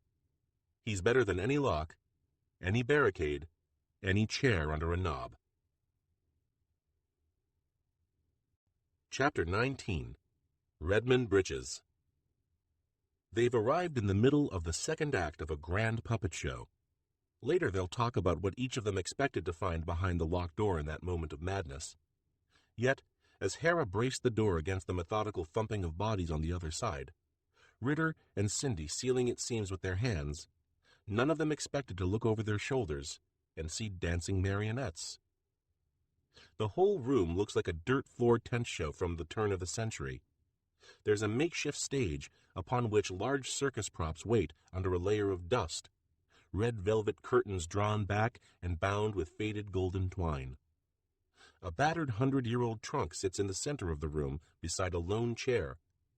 The chair is facing the miniature puppet theater standing against the rock wall. On its mock stage, tethered figures of knights and horses and dragons are engaged in an epic battle. The steeds whinny, and the swords clash, and the knights exclaim, all of these sound effects created by the same skilled voice, expertly thrown from stage right to stage left. I'm tripping balls, man, Moon insists. Gotta be. I see it too, Ritter calmly reassures him as he continues to clamp on the door jamb with his bare hands. The sound of sword clangs and horse cries and dragon's breath dies out. The motion of the puppets ceases, reducing them to lifeless things dangling from string. Another clown emerges from behind the puppet theater, smiling an oversized smile with his perfectly painted mouth. Shit! Cindy hisses, raising her gore-slicked tomahawk and preparing to rush forward. Ritter reaches out and grabs hold of her wrist, restraining her. Hold it, he says calmly. The rest of the clown is clean and freshly painted as well. Likewise, his Redmond breeches costume, although somewhat faded with age, is free of tears and well-maintained. You can turn loose of the door, young people, he assures them in a warm, very human voice. As he says that, they all realize the clamoring on the other side of the door has ceased. That troop of hellions is vicious, but they also aren't much on attention. If they can't see it right in front of them, they lose focus fairly quickly. They're halfway back to placating Mrs. Henley with all that chanting mess. Helps her make the nuggies, you know. You're him, aren't you? Ritter asks the clown. Britches, the real one. Redmond Britches nods. What are you folks doing down here? Who are you? Thieves, Ritter answers simply. What are you here to steal? The recipe for your chicken nuggies. Britches stares at him. Perhaps he's searching for the root of some joke. Finding none, he casts his glance over the rest of them. Then he bursts out laughing. Well then, I guess you four surely happened upon the surprise of your lives. Ritter releases his grip on the door. The others tentatively follow his lead, stepping away from the heavy slab of oak. To say the least, Moon confirms. Ritter looks back at the door, then at the clown. You didn't make those things, did you? Or that chicken? You're a prisoner here. Britches stops laughing. He nods solemnly. Most of them wanted to be me once. We trained them to go out to our stands all across the country and entertain the children, as I did. That they ended up down here is a service none of them wanted. As for my prison, I created it myself long ago. He just put a lock on the door. He? Cindy asks. Britches smiles once again beneath his clown makeup. Despite that, or because of it, he suddenly looks like the sad clown. I never thought I'd get to tell this story to anyone. Thieves or not, I surely am glad you're here to listen. I only hope one of you lives to remember the tale. I doubt it, but I hope. I surely do. Britches looks behind him, then around at the rest of the room, frowning. We seem to be suffering from a lack of seating. We're fine like we are, Cindy tells him. Get on with it. The clown bows grandly. Your wish is my command, madam. Britches turns up and leaps up onto his small stage. Reaching into a prop box, he withdraws a flat, dark circle and with a flourish turns it into a stovepipe hat 2 feet high. Doffing it to his audience gratefully, Redmond Britches pops the hat onto his dark crimson wig and begins the tale with bard-like projection and enunciation. I learned the clowning trade from my daddy, you see. He was with Master Stigris in the traveling brocade for 15 years before the typhoid took him. Then it was my turn. But I came along at a bad time for carnies. The crowds and money were thinning with every town where our tent was raised and struck. Stigris fired me after only 3 years. He gave me that there trunk full of half-broken props as severance, laughing when he did. And that was all I had, a weather-beaten trunk. And Mrs. Henley, of course. I trained her myself from a chick, hoping she'd help bring in a bigger crowd. She was nimble in her day. She preferred jazz, but that was a little racy for the young ones. Oh, and the children adored her. After my untimely dischargement, I would have starved if not for her, in more ways than one. By now, Moon has taken it upon himself to occupy the room's sole chair. He reaches into his pocket and removes a half-rolled-up bag of M&Ms. He unfurls it and pops several into his mouth as he looks up at the stage.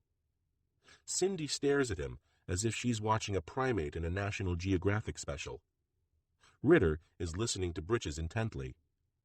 Hera is as well, but he won't move off the door. I set up my little roadside stand. Times improved. I even rented a little shack. I opened my first indoor restaurant. I decided to get rid of all this damn junk in the trunk, put it to better use. I don't even know why I bothered, but I scoured through this old trunk looking for anything I might want to keep before I sold it to the junker man. I found it at the very bottom, just as peaceful and unassuming as you might please. Found what? Moon asks, peering over his shoulder into the trunk beside the chair. Why, the lamp, of course, Britches announces with a theatrical sweep of his arm. Moon, Cindy, and Hera all trade confused looks. A genie, Ritter deduces with no satisfaction. A fucking genie. What? Like Aladdin? More like Grimm's Aladdin, Ritter says. They're the oldest and most fucked up con men on Earth. It must have been stuck down there for ages, Britches continues, lost in the memory and his performance now. Just waiting. Waiting. I took a rag to it just to polish it up, thinking it might be worth more than scrap. What it turned loose when I rubbed it with that rag and how it grabbed hold of me was something bigger and more thrilling than any ring in any circus. What did you wish? Ritter asks with uncustomary impatience. The question seems to finally break through the revel of the stage. Britches looks directly at him, more the man beneath the makeup when he answers, I wish to be able to make enough of my nuggies to feed the world. And he did that out there to your chicken. Britches nods, suddenly fighting back tears. You had to figure after that he wasn't exactly kosher, Cindy says carefully. Of course I did. My next wish was for him to undo what I'd done. He used that one to take over my business. Instead of unmaking my wish, he undid my part in it. After that, he used his infernal magic to... Cindy finishes the thought. Sell chicken biscuits to 2/3 of the whole fucking world. To gain wealth, power, and to pollute the bodies and souls of men. It all feeds him. He used to come down here to taunt me. He grew tired of that decades ago. You don't look that old, Moon points out. My connection to him keeps me as I was. That's only 2 wishes, Ritter says. What did you do with the third? I never made the third. By then I'd seen what he was. I knew he'd only twist it and do something even more horrible, to me or to the world, or both. He's evil and smarter than me, smarter than a man. Moon peers over the edge of the trunk. Is the lamp still in here? Of course not, Britches the Clown says. Ritter sighs. Probably 10,000 miles from here behind 50 yards of titanium surrounded by Blackwater motherfuckers. Oh, no, Britches corrects him. He keeps it close. He just keeps it where no soul can possibly get at it. Where? The clown looks past them, at the door, and past that, too. They all follow his gaze. Ritter is the first one to put it together. Fuck me, he breathes. Cindy looks back at him. What? It's under the goddamn hen, isn't it? In the nest. Britches nods. You've got to be kidding me. Makes sense, Ritter says, in context. Right. Do you need the lamp to make your final wish? Cindy asks the clown. No, Once you rub it, you're connected to that foul thing. You can summon him at will. Command him. It all seems so godly at first.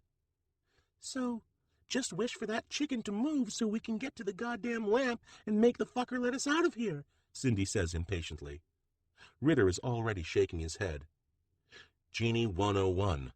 We'd be doing the same thing Bozo here is talking about. Britches, the clown corrects him haughtily. Right. We wish for the genie to move the chicken. He knows why we want him to do it, so he moves it on top of us, or he moves the whole fucking nest to Brazil or whatever. Moon finishes that train of thought. And we're trapped down here with no moves left, watching puppets fuck until we die. My puppet shows are for all ages, and watch your language, young man. Fuck you, clown. Point is, Ritter says firmly, it's not hard to kill a genie, especially with the benefit of having read 1001 Nights. He looks at Cindy pointedly. She nods. Right. Wait, what? Moon asks. Never mind, Cindy snaps at him. What he's saying is the genie can't see it coming. He can't have time to adapt. He's had Bridges here clocked for the better part of a century. We need to put someone new on the lamp, throw him off, give us time to hit him with the unexpected. Ritter walks away from them all, lost in thought. What do we do about that, Rit? Cindy asks, trying very hard and failing not to sound helpless. We get you the lamp, he says. How? And why her? Moon asks. Ritter is eyeing the prop box on Britch's stage. There's a chicken carved into one of the square's panels. Your chicken, he says to the clown. How did she make the eggs? Excuse me? Your fried egg stand. You said all you had was that trunk and the chicken. The trunk didn't impregnate her. I camped near a farm. Mrs. Henley wandered at night and found a rooster. I suppose. Ritter turns and looks back at Cindy. For the first time all day, he cracks a grin. Chapter 20. Cock of the Walk.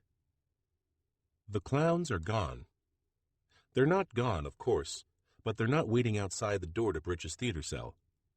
Ritter creeps to the mouth of the tunnel, being careful to stay behind the veil of shadows. Cindy follows close behind.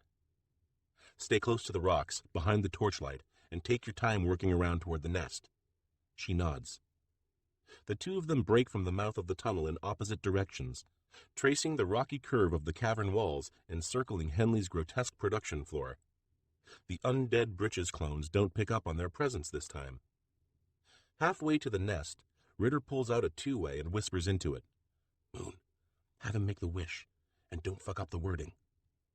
A deafening, horrible crowing splits the cloistered air of the cavern. It sounds like 1,000 roosters cursing the sunrise rather than greeting it.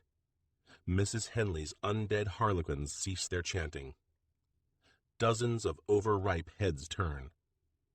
Their cataract-covered eyes fall on the source of the crowing. It's not 1,000 roosters. It's one rooster. The cock stands a full story taller than Mrs. Henley herself, and is even wider in body. He rises up on tree-trunk legs across the cavern from the nest in front of the tunnel leading to Britch's cell. The rooster spreads his burnt sienna wings and crows again. He's calling for a mate. Ritter leans out of the shadows and motions to the other side of the cavern for Cindy to double-time it to the nest. Mrs. Henley raises wings that belong on a Gulf Stream jet. They struggle against the suction they create before she finally rips them free of her own body. The G-force actually sends spear-like bristles splintering from her perch. When she begins flapping them, however, the motion creates an invisible wave so powerful it bowls over a dozen clowns nearest their holy dais. It takes almost a full minute and another air-threshed row of undead clown flesh before Mrs. Henley builds enough momentum to lift her enormous bulk out of the nest. It tears the lip off the front, raining down more bristles, and when she touches down past the dais, it shakes the entire cavern and crushes a nap circle of prone bodies. The rest of the worshipping masses begin to cautiously surround the uber hen, trying hopelessly to corral and pacify her. Even the clowns manning the conveyor belt, the fryer, and the plastic wheelbarrows abandon their posts, drawn inextricably to this massive disruption in their darkly enchanted routine. Cindy braces herself against the rough-hewn rock, waiting. It's like watching children trying to stop two planets from colliding with their bare hands. Mrs. Henley tramples a field of her own minions as she squawks and flaps and bounds toward the rooster. Torches are ripped down, spreading fire across the dirt and rocks. Cindy breaks from the wall, dashing through the decimated remains of what now resemble pulverized clown corpses. The ones who weren't trampled, or who were only knocked aside and dazed, turn their attention to her. When Mrs. Henley and the rooster conjured by Britch's final wish collide, it shakes the cavern like an epic tectonic shift. Cindy takes the heads off 3 of the clowns between her and the nest with her tomahawk before casting it off. She leaps up past the dais and grabs 2 handfuls of nest. Her arms are ready to hoist her the rest of the way up when a lethal weight suddenly vice grips her legs and anchors her down. Cindy only clenches her fists tighter around the thick sprigs, drawing blood. She spares a glance over her strained shoulder to see 3 clowns grasping her legs, and more are coming. They're not as fast as Ritter, however. He heads off the oncoming hordes, launching a leaping front kick into the back of the center clown holding onto Cindy's leg, and practically puts his shriveled heart through his chest. He pulls a second off her with brute force while keeping the rest at bay with his legs. "Get it done," Ritter calls up to her. Cindy kicks the last clown's gloved hands away and pulls herself up and over the crushed lip of the nest. The smell that immediately assaults her nostrils very nearly causes her to vomit, the result of which would probably be indistinguishable from the sludge in which she lands at the bottom of the nest. Cindy puts a mental clamp on the churning in her gut, holds her nose, and plunges in elbow deep. "Any fucking time, Cin," Ritter calls from outside the nest. Her right hand finally closes around something smooth and metallic and round. She grips it and yanks it free of the muck. It looks exactly like you would expect a genie's lamp to look, albeit caked in offal. "Is that what you've come for, little dove?" the genie himself asks her. Cindy turns and looks up.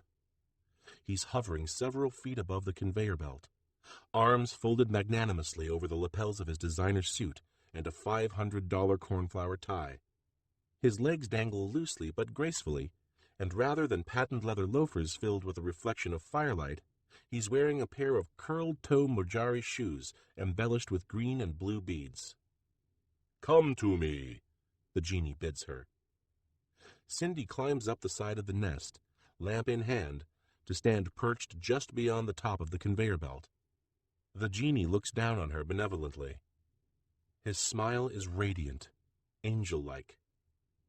Or it would be if Cindy hadn't already laid eyes on a true angel. She knows better now. "You have but to rub the lamp. Rub it and you will command every drop of magic in the cup of my being. You will be in the position of a god." Cindy frowns. "In your thrall, you mean?" He laughs.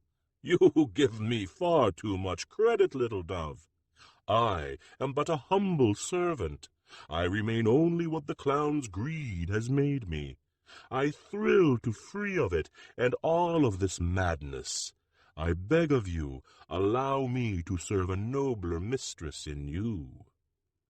She nods. "I bet that shit worked like Spanish Fly before the internet, too." The genie doesn't appear to get it. Cindy presses her palm flat against the filthy body of the lamp and caresses it deeply. She immediately feels the connection, like an invisible tether gently drawing her to the genie, and vice versa. "Yes," he breathes. "I wish," she begins. "Yes?" he asks her, hungrily. "I wish for you to be mortal." His smile disappears. His body drops with a total lack of grace and coordination down onto the conveyor belt. It's that simple. There's no divine flashing of lights, no thundering sound effects. He's just a guy trying to stay upright on a treadmill. "You clever harlot," he swears up at her. his eyes on the moving tract beneath him as he stumbles, recovers, and stumbles again. "Do you have a name?" she calmly asks the spirit-made flesh. "A real name?" "Why?" he asks back, distracted by the task of keeping up with the motion of the conveyor belt. "What is my name to you?" Her next words tip the scale from calm to bitter cold. "I made a promise to myself years back. I promised myself I'd never again kill someone without knowing their name." The former genie looks up from the moving conveyor belt then, his expression suddenly drawn and pale. Then, despite his predicament, he grins. "You'll just have to wonder, little dove." Cindy nods. She swings the lamp into his jaw with a yell that also splits his eardrums. The ex-demon jolts back and lands hard atop the center of the conveyor belt, unconscious. Ritter ascends the dais and nests beside her just in time to watch the CEO of the Henleys Corporation drift down that gently drawn slant. At the same time, the painted torso of a legless clown drags itself over the side of the conveyor belt and begins slopping batter onto its former master's body, still carrying out its magically automated task. "This seems harsh," Ritter comments without enthusiasm, even for him. Cindy shrugs. "You pull him off the belt." Ritter is silent for a moment. Then, "Fuck it. I'm too tired." Slathered from head to toe, the formerly enchanted CEO continues his journey to the gargantuan fryer.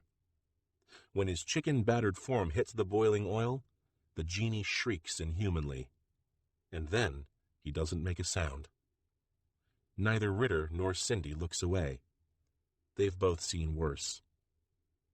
In the human world completely bereft of magic, they've both seen worse. More ragdoll-torn clouds slouch toward the fryer, still wrapped by the genie's lingering spell. They hoist the rack free of the cloudy brown bubbling oil. When it drains, what's left is the vague golden form of a man, as if a sculptor has keeled over just after defining his creation's most basic shape.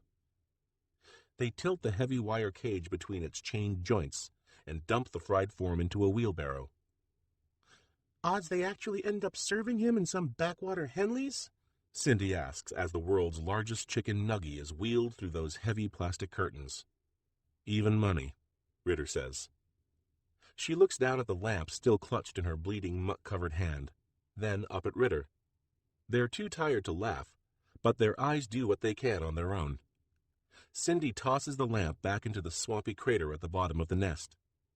The two of them stand in the cavern of burning rocks and stare out, across a field of undead corpses finally laid to rest, at two giant farm animals in heat, frantically grinding biological vents. "I kind of thought making that fucker mortal would reverse all of this," Cindy says. "Make it disappear or whatever." Ritter just shakes his head. "Life is never that clean," he assures her. "Neither is magic." Chapter 21. Happy Meals. The five of them emerge from an industrial drainage pipe half a mile from the Henleys building. Britches kneels in the murky pond water and cups his hands around it, splashing his face. He vigorously rubs away his clown makeup. "What are you going to do now?" Ritter asks him. He breathes deeply. The face underneath, red and raw and wet as it is now, is utterly unremarkable. "Never eat chicken again," is all he says. Britches removes one comically large shoe, then the other. From that second shoe, he removes a small yellow-brown fold of paper. He hands it to Ritter, who takes it curiously and unfolds it. Scrawled on the unfolded sheet is a recipe. Moon peers over Ritter's shoulder at the contents of the page. Holy shit. "That's what you came for. I think you've more than earned it." Ritter looks up at the man behind Redmond Britches the clown. "But the chicken." "Mrs. Henley was magicked to produce my nuggies, just the way I made them before I ever touched that damned lamp. She didn't change them, I promise." Ritter nods, carefully tucking the refolded piece of paper in his pocket. "You got a name that doesn't end in the clown?" he asks. Britches ponders that. I did once, but I think I'll pick a new one. Okay, then. Britches the ex-clown turns and trudges through the pond and up onto the grass, walking into the woods. We going back for the rental car? Cindy asks. Ritter shakes his head. I feel like walking. I'm hungry, Moon says. It's one of the rare occasions upon which Ritter allows Cindy to smack him upside his head. Part 4. A Banquet for Demons. Chapter 22. The Missing Ingredient. The original recipe is surprisingly, even shockingly simple. Onion powder, garlic powder, black pepper, and a touch of molasses are the only real flavorings added. And just a touch of sour gum. It's not a chemical or a preservative, as Bronco thought. It was the 1930s, and for some reason, the damn clown added some sour gum, probably from a nearby field. They don't even have to go shopping for more ingredients. Everything they need is in the Saint du Jour pantry. The secret is in the proportions, the exactitude of each ingredient and its ratio to each nugget. A little too much or not enough, and the flavor becomes a reasonable, obvious imitation of the real thing. They all marvel over the fact it's only a pinch of onion powder separating mediocrity from worldwide renown and endless riches. Well, it's that and an ancient malevolent genie with dreams of making the Fortune 500 list. Ritter, Cindy, Hera, and Moon obviously have a doozy of a story to tell. They usually do after a run, but the newbies can see the foursome is in an uncustomary bad way when they hand the recipe over upon their return. Bronco sent Lena and Darren out to purchase just south of 100 pounds of venison ahead of the team's return. The consistency of the meat is perfect, but its natural flavor is far gamier than Ramiel's flesh. They have to go to great lengths to siphon that natural flavor out and reduce the meat to a blank canvas. Bronco himself slices the venison and pounds it out into a perfectly flat and tantalizingly thin paillard. He seasons the meat by hand according to the hand-scrawled recipe of a clown. He grills it slowly and delicately in the thinnest covering of virgin olive oil. He cuts them all a bite when it's ready. They eat in silence. No one wants to be the one to say it. It's off, Lena pronounces. Bronco nods gravely. Just enough to matter. If you know what angel is supposed to taste like. Lena slams down her fork. Fuck! I don't even want to tell Ritter, after whatever they went through to get this recipe. Flour, Darren blurts out. They look to him, immediately taken aback.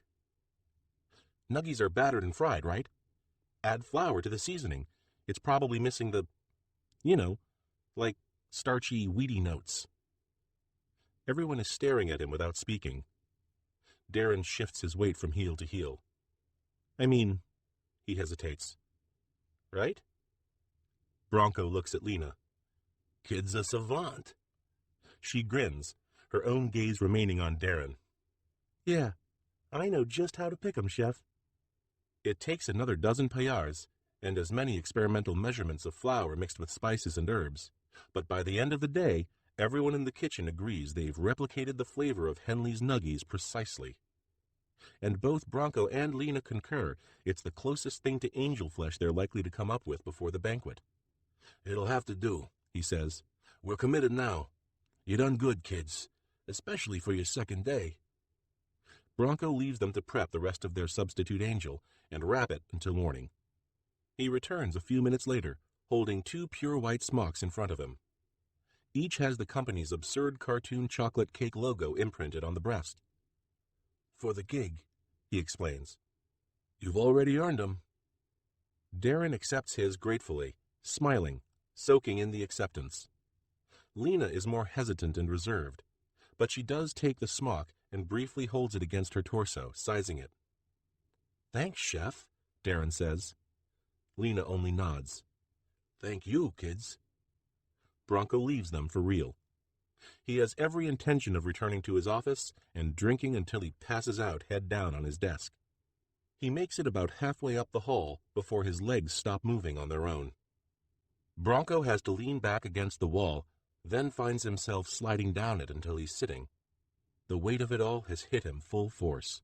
What they're attempting, what the consequences could be, and also the trajectory his life has taken since he accepted the position as executive chef of Sin du Jour.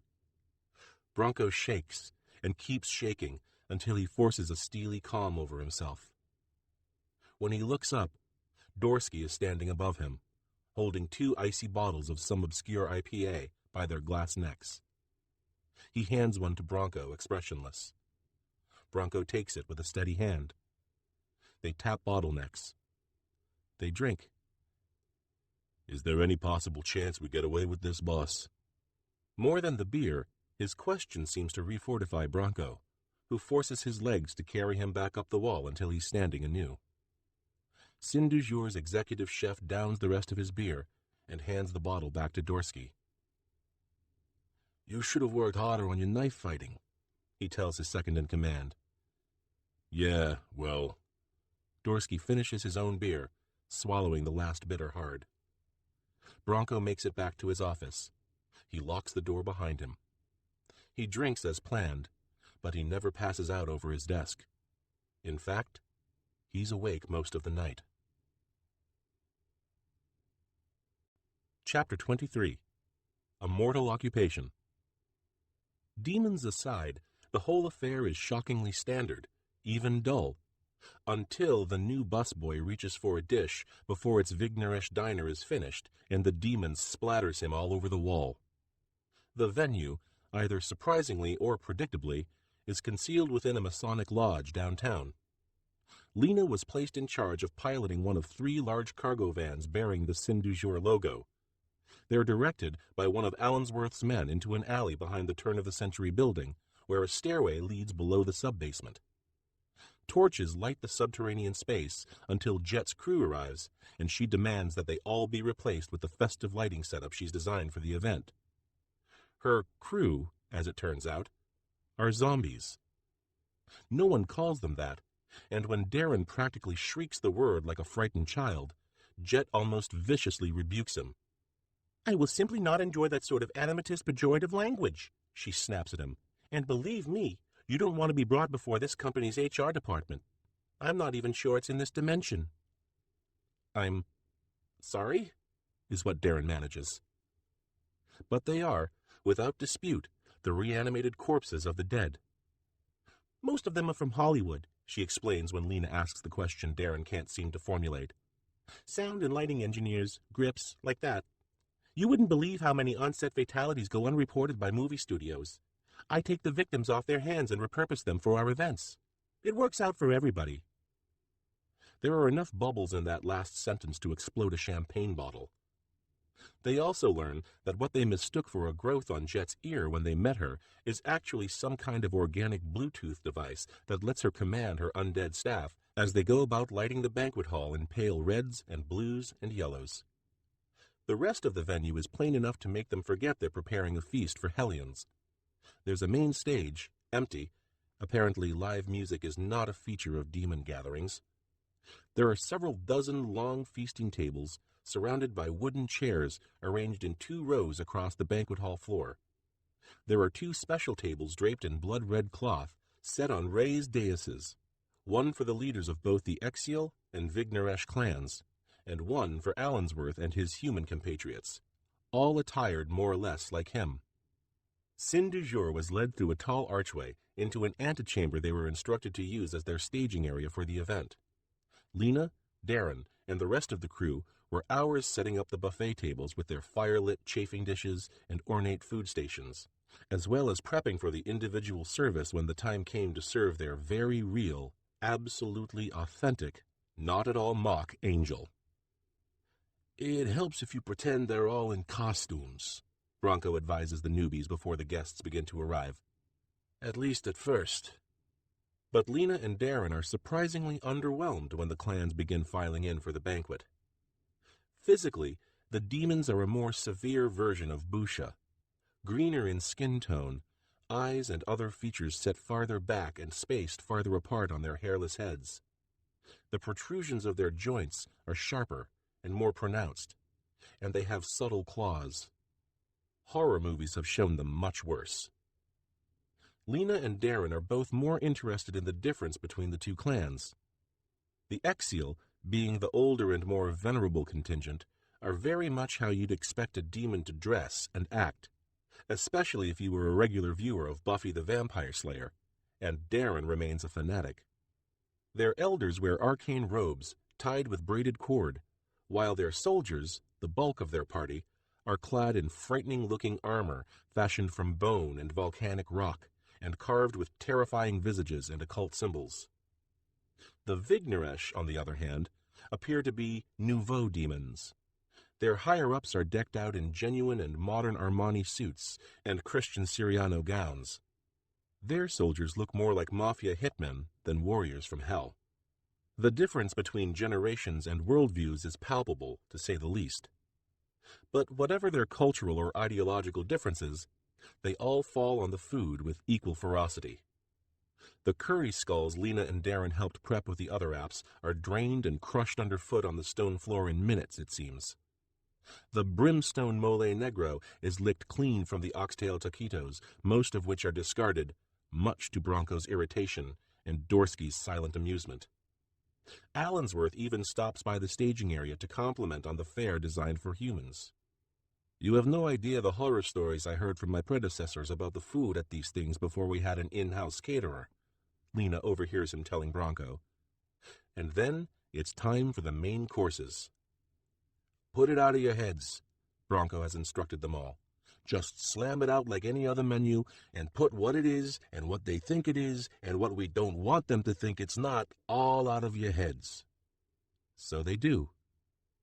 Lena and Darren help plate the crisps they've fashioned to emulate plucked angel feathers, along with the intense buffalo dipping sauce to accompany them.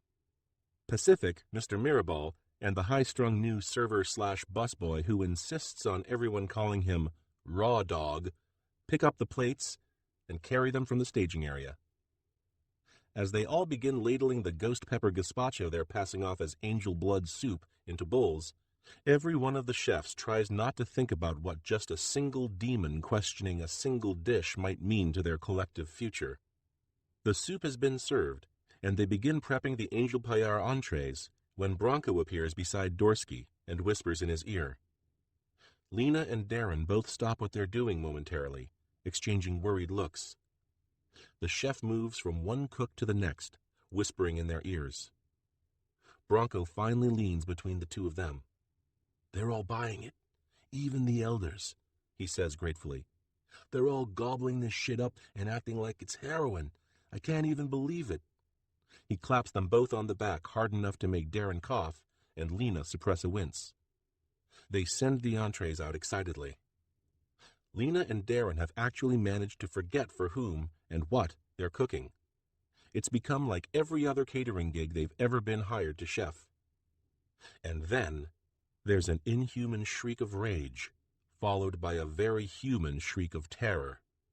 Then laughter. Hideous laughter. Lena looks up from the hotel pan full of paillars she's been carrying between stations. None of the other cooks, save Darren, so much as flinch. Lena sets the pan down and runs to the archway, staring across the banquet hall. There's blood on the wall, shining in one of Jet's designer light kits. Its source is the newest busboy, or at least what's left of him, on the floor. By the time Darren joins a horrified Lena, Pacific and Mr. Mirabal are half carrying, half scooping what's left of Raw Dog onto what looks to be a World War II-era military gurney. They bear it out of the hall silently. Mr. Mirabal drags both the gurney and his oxygen tank on wheels behind him. No one, including the two of them, seems the least bit disturbed. Bronco is suddenly behind them, his arms around each of their shoulders, gently forcing them back behind the threshold. "Easy now, kids," he coos to them. Lena is breathless. "Chef, they just... It's a dangerous job," Bronco explains calmly. "Serving and cleaning up around demons, goblins, things worse than demons and goblins. That's why I generally only hire the terminally ill, or extreme sport adrenaline junkies who are going to end up splattered on some rocks or in some field eventually when their chute fails anyway, like that poor stupid bastard they're wheeling out. Lena looks at Mr. Mirabal, the old man with a head made bald by what she suddenly realizes is chemotherapy, perpetually tethered to his oxygen tank. He suddenly makes perfect sense in this world. Pacific does not. Bronco sees her wheels turning as she looks at the kid and answers the question for her. Pack is, different, he says. Lena looks up at him, her eyes more than they yet have grasping for some kind of mooring, be it moral or ethical or just plain rational. Darren has reached the point where everything Bronco says becomes his mooring. Chef, how can you? Tar, he says firmly. They all know exactly what they're getting into. They get hazard pay up the ass for it, and so do their families. How is it any different from signing up to be a soldier? Her eyes turn angry then, and that anger is only amplified by her inability to think of a counter-argument at that moment. Look, the folks who don't expect to fall in the line of duty for their company are all back here, and we need to be grateful we brought them and us through this thing. Look out there. It worked. We saved ourselves. We saved Sin du Jour, and we saved something else. Something pure. Maybe the only pure thing you or I will ever touch. And you were a big part of that, you and your shy roommate over there. His words are penetrating whether Lena wants them to or not. She can't help feeling grateful. She also can't deny feeling exhilarated by the whole thing. There's shame attached to that, and guilt, but Lena has learned to live with both of those emotions in abundance and continue thriving.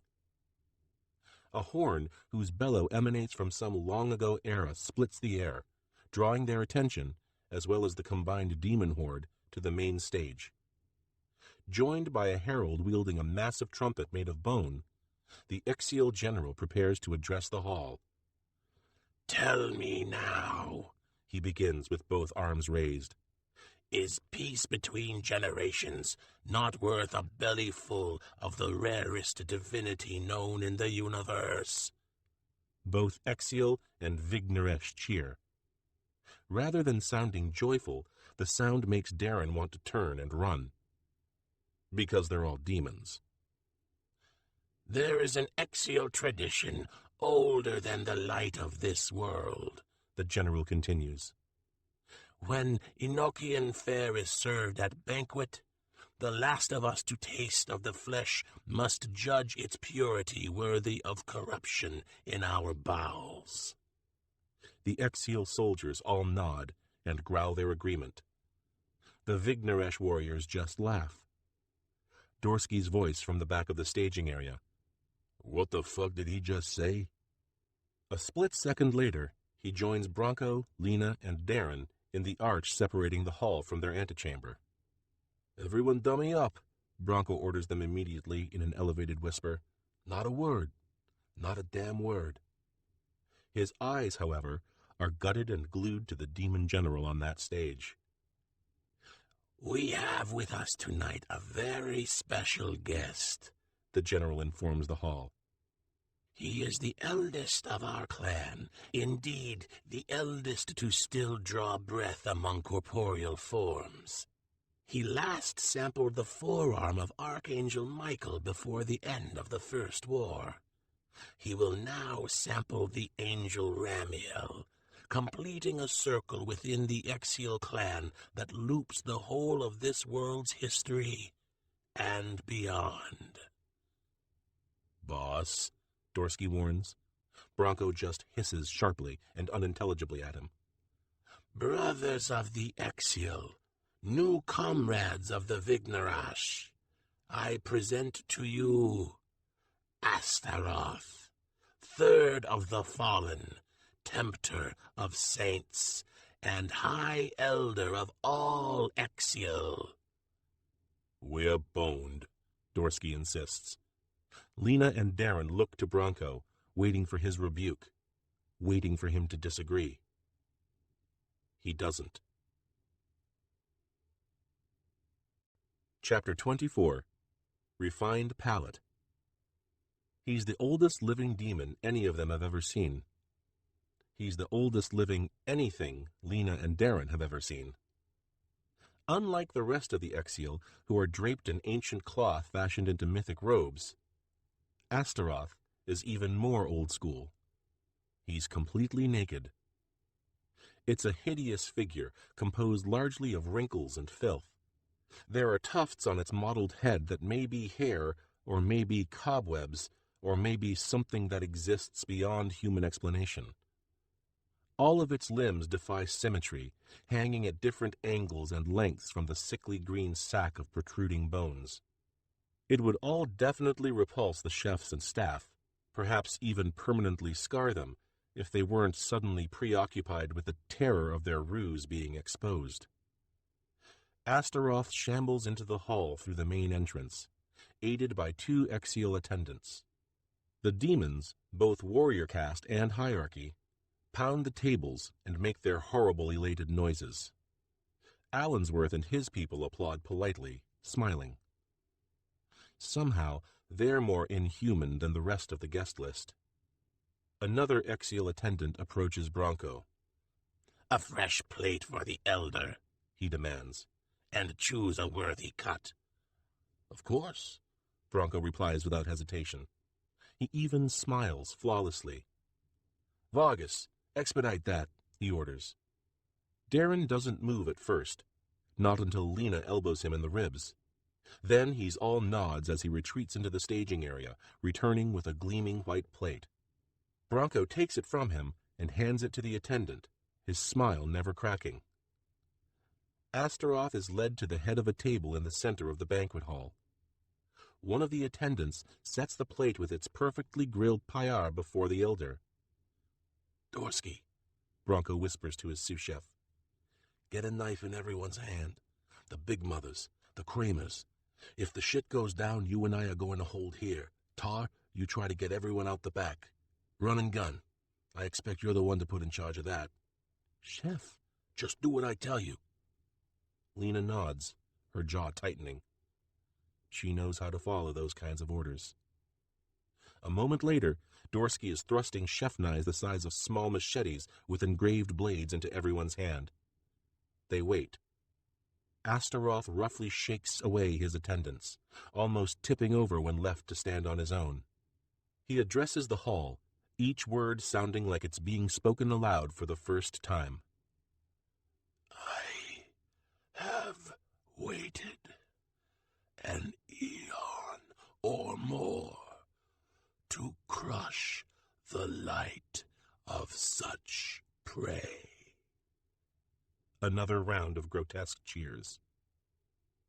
He leans down with the weight and effort of eternity, and the movement seems to take that long. He sniffs at the paella. His facial features are still recognizable enough for Bronco to detect a sneer, or what he perceives as a sneer. The elder is handed a wickedly edged knife and a fork that appears to have been made for hay bales. He stabs at the cooked meat, slicing through it with great effort.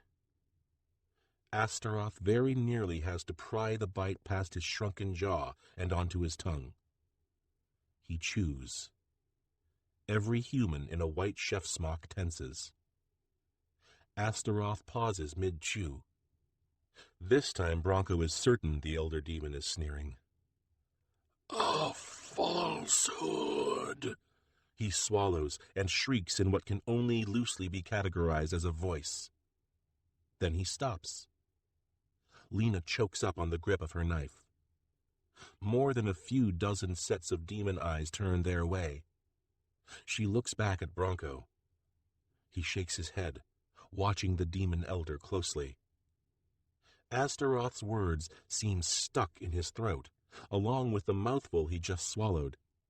His black eyes are each as wide as a starless night. He raises a knotted claw of a hand. A single digit extends upward, as if he's about to make an important point. At that moment, Astaroth, first among Hell's hierarchy for longer than humans have recorded their history, keels over and all but breaks apart on the stone floor. It's clear even to those not familiar with the physiology of celestial creatures that he is suddenly one very dead demon. He's still pointing. No one is looking at the chefs now. The silence is heavier and more menacing than a throng of harpy shrieks.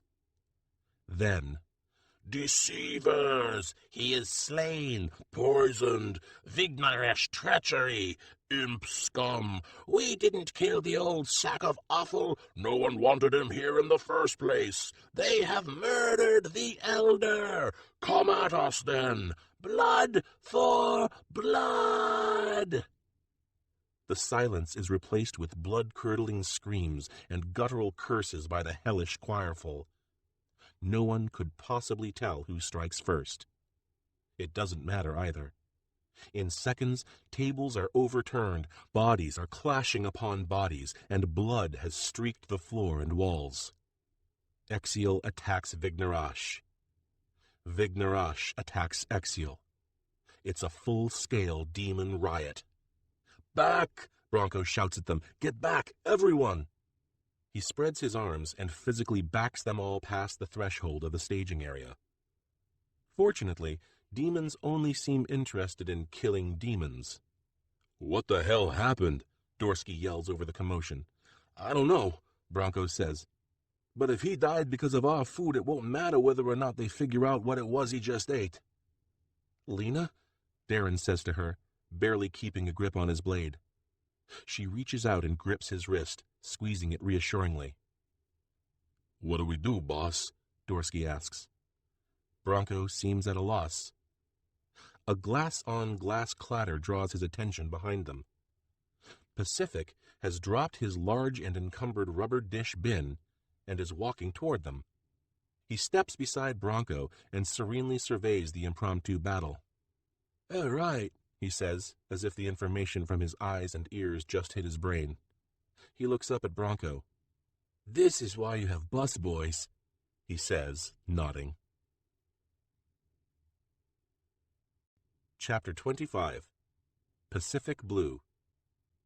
"No worry, bras." That's what Pacific says to them. The demon melee has risen to a brimstone pitch and has filled every corner of the banquet hall.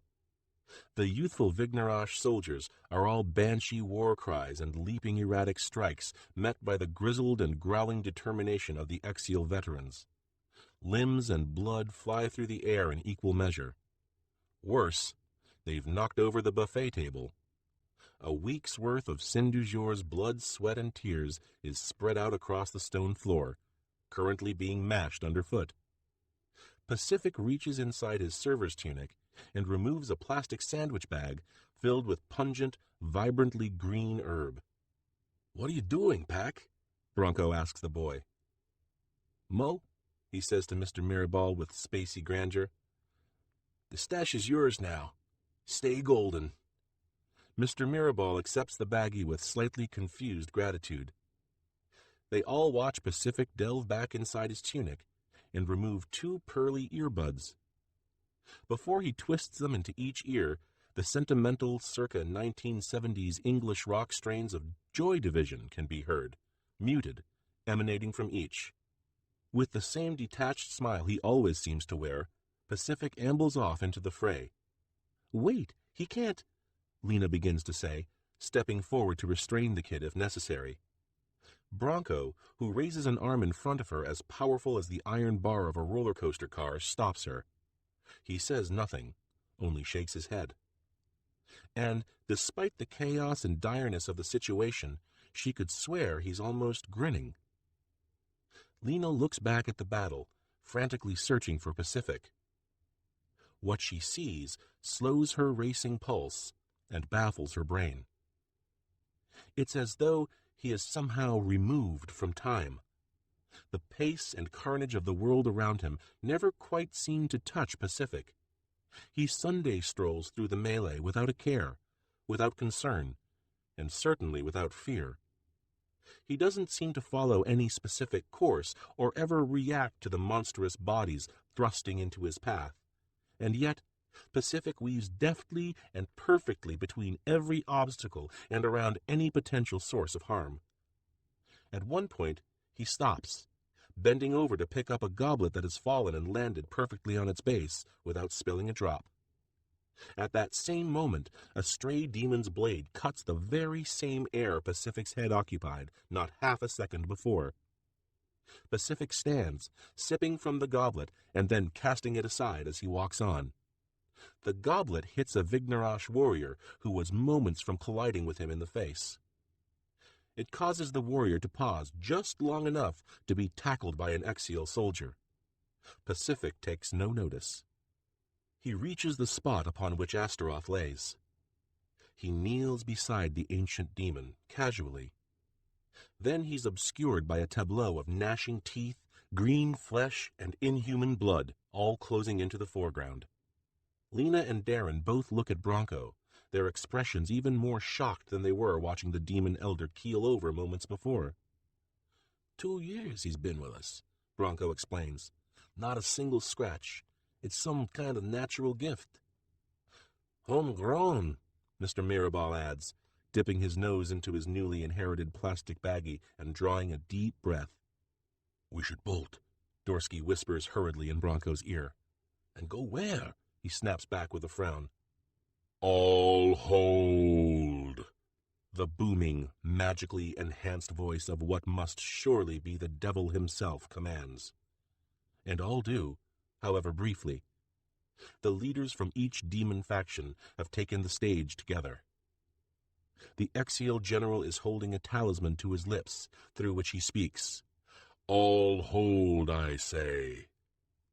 The clashing slows to a few particularly enraged combatants, who are then broken up by their fellows. The banquet hall quiets. The same all-encompassing voice. Make way. The sea of sudden combatants parts as the leaders descend the stage and move in a processional across the banquet hall. They form a semicircle around Astaroth's shriveled body. From where the chefs are standing, none of them sees Pacific. The Exial robes and the Vignerosh suits confer over their eldest elder, leaning close to examine his form. Allensworth and his people stand in the background, observing without comment. However, even Lena and Darren can recognize the veiled concern on Allensworth's face. After long minutes marked by Bronco and his people's sweat and the ticking of their nervous feet, the conference between demons ends. When they return to the stage, the Exial general speaks without his talisman. The cause is natural, he announces. There was no poison, no foul play. The elder's time has come. Our Lord of Winged Fire has called him home. Cease your bloodlust, and let us celebrate his passing to the eternal side of the fallen. A chorus of horrifying cheers breaks out from Exial and Vignerosh alike. Bronco finally exhales in relief. The rest of the chefs take their cues from him, standing at ease for the first time in what feels like days. So, all that means we're good, right? Pacific asks. The chefs spin around. He's standing beside them, preparing to spark a joint as thin and minuscule as a toothpick perched on his lower lip. Bronco reaches out and snatches the blunt before it touches fire. What the hell, Pac? Pacific looks up at him, as if noticing him and the joint for the first time. Oh, my bad, boss. What happened out there? Pacific reaches into his pocket, peering around carefully as he does, and slips something discreetly into Bronco's palm. The old monster dude choked on that, he explains. I pried it out of his mouth and palmed it before anyone got to him. Bronco places the object against his chest, covered, and deftly lifts one edge of his hand to peer inside. No fucking way. What is it, Chef? Dorsky asks. Bronco slowly and carefully lowers his hand, turning his back to the banquet hall. They gather around him. Each set of eyes peers into his hand and the object it cradles. It's a chicken bone. It's a chicken bone that's been gnawed upon repeatedly by very small, canine teeth. It's a chicken bone precisely like the one Saint-Dujour's recent stray Shih Tzu mascot has had in its mouth for the past 3 days. In fact, it is that very same bone. Is that? Yes. The fucking dog's bone. How did that get into the food? Darren begins to ask. Not Busha, Bronco says, and it's meant for his ears and thought process alone. She would never. The dog, though. Lena can't even begin to accept that. Dog? Bronco's slow deduction is abruptly replaced by intense alarm. We have to get back to Saint-Dujour, he says. Now. We have to go. Pacific waves them off easily. You guys head back. We'll clean up. But Bronco is already gone. Lena and Darren look at each other. Then they hurry to catch up with him. Dorsky watches them all depart. He sighs. Should have just cooked the fucking thing, he grumbles, walking slowly after them in no particular hurry. When the chefs have all retreated from the edge of the banquet hall, Mr. Mirabal wheels his oxygen tank alongside Pacific. I ain't giving you back your stash, you know. Pacific shrugs. He reaches inside his tunic and produces an identical plastic baggie. I just wanted to leave you something, brah. Mr. Mirabal laughs until he's hacking into the palm of his hand. Easy, Mo, Pacific bids him, patting the older man lightly on the back. You little prick. He manages through another, lesser series of coughing. Pacific grins. I love you too, pal. Chapter 26. Dog. Bronco very nearly takes the front doors off their hinges as he storms Saint-Dujour's lobby. By the time Lena and Darren have caught up to him, the chef is already running through the halls. Passing the main kitchen, a single blinking image stops him in his tracks. Bronco peers inside, simultaneously awestruck and repulsed. Ritter, Cindy, Hera, and Moon are all gathered around one of the many freestanding stations arranged in a perfect grid. Its stainless steel surface is covered with paper bags bearing the Henleys logo. Having heard the story in detail after the team rested and cleaned up, Bronco can't believe what he's seeing. Moon is currently jamming his face into a Henley's double udder, almost bigger than his head, red pepper-flecked skirt steak hanging from the toasted sourdough bun like a grotesque tongue. Ritter is dipping clown noses in ketchup, while Hera plucks one nuggie after another and pops them into his mouth with disturbing rhythm. Slightly removed from them, Cindy eats a green salad from a plastic carton. Seriously? Bronco says to them, his breathing ragged. Ritter shrugs. We had a craving. Most of us, Cindy corrects him. Yeah, and they might not be making this shit much longer, Moon adds, sauce staining his lips and cheeks like blood. Bronco opens his mouth to comment further, then simply shakes his head and begins running down the hall. Lena and Darren trot after him. At that moment, the rest of the kitchen staff has arrived and is discovering the front doors rattling in their frame.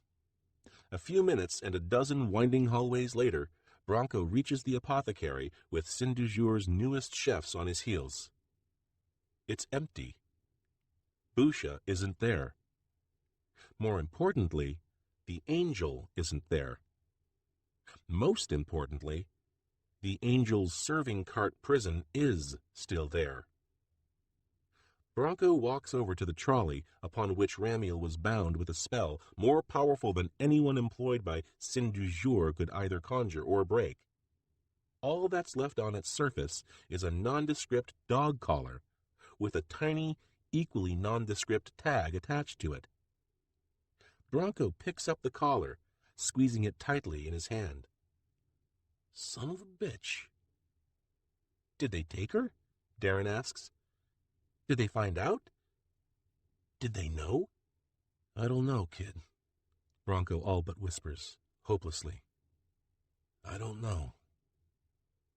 A gentle melody suddenly draws all of their attention. They look to the door as Busha shuffles into the room, humming quietly to herself, appearing undisturbed. Where the hell were you? Bronco demands. Looking for dog, She says, either not picking up on his tone or not caring. Must have gone back to streets. He's sad. He was sweet dog. She stops, peering behind them at the empty trolley. Angel is gone, She observes neutrally. No shit, Bush. Language, She hisses. fuck that. He snaps at her, throwing the collar down onto the trolley. My people went through hell to save that thing. Where did it go? Who took it? And what about that dog, or whatever it was? It used us to whack a demon elder. Who sent it? It did kind of save our asses, Chef, Lena points out. Whatever. I don't like being played, and I don't like being used. Lena squints past Bronco at the surface of the trolley. She steps past him, reaching down and picking up the dog collar. She pinches the tag between two fingertips and reads it closely. Holy shit. Bronco turns to regard her. What? What is it? Lena actually ignores him. Musha, are you, dyslexic by any chance? What means dyslexic? When you read words, do you sometimes get them backwards? Mixed up? Busha folds her arms and tilts her chin back. Only human words, She says defensively. Lena slowly nods. What the hell are you talking about? Bronco asks, more insistent this time. Lena looks up at him. Darren is marveling at her expression. He's never seen her truly dumbstruck before. This tag, she says. The Shih Tzu's tag? It doesn't say dog. Busha reversed the D and the G when she read it. Lena hands the collar to a confused Bronco. He takes it, examining the tag for himself. His entire face seems to sag at once. Oh, come on. I don't get it, Darren says. What? Lena looks over at him. She waits silently. It hits him 20 seconds later. His expression mirrors hers. Oh my God! Bronco sighs, closing his fist around the collar and sticking it against his hip. Yeah, He says. apparently so. We hope you've enjoyed Envy of Angels, a Sin du Jour affair, a Macmillan audio production from Tom Doherty Associates. Text copyright 2015 by Matt Wallace. Production copyright 2015 by Macmillan Audio, all rights reserved.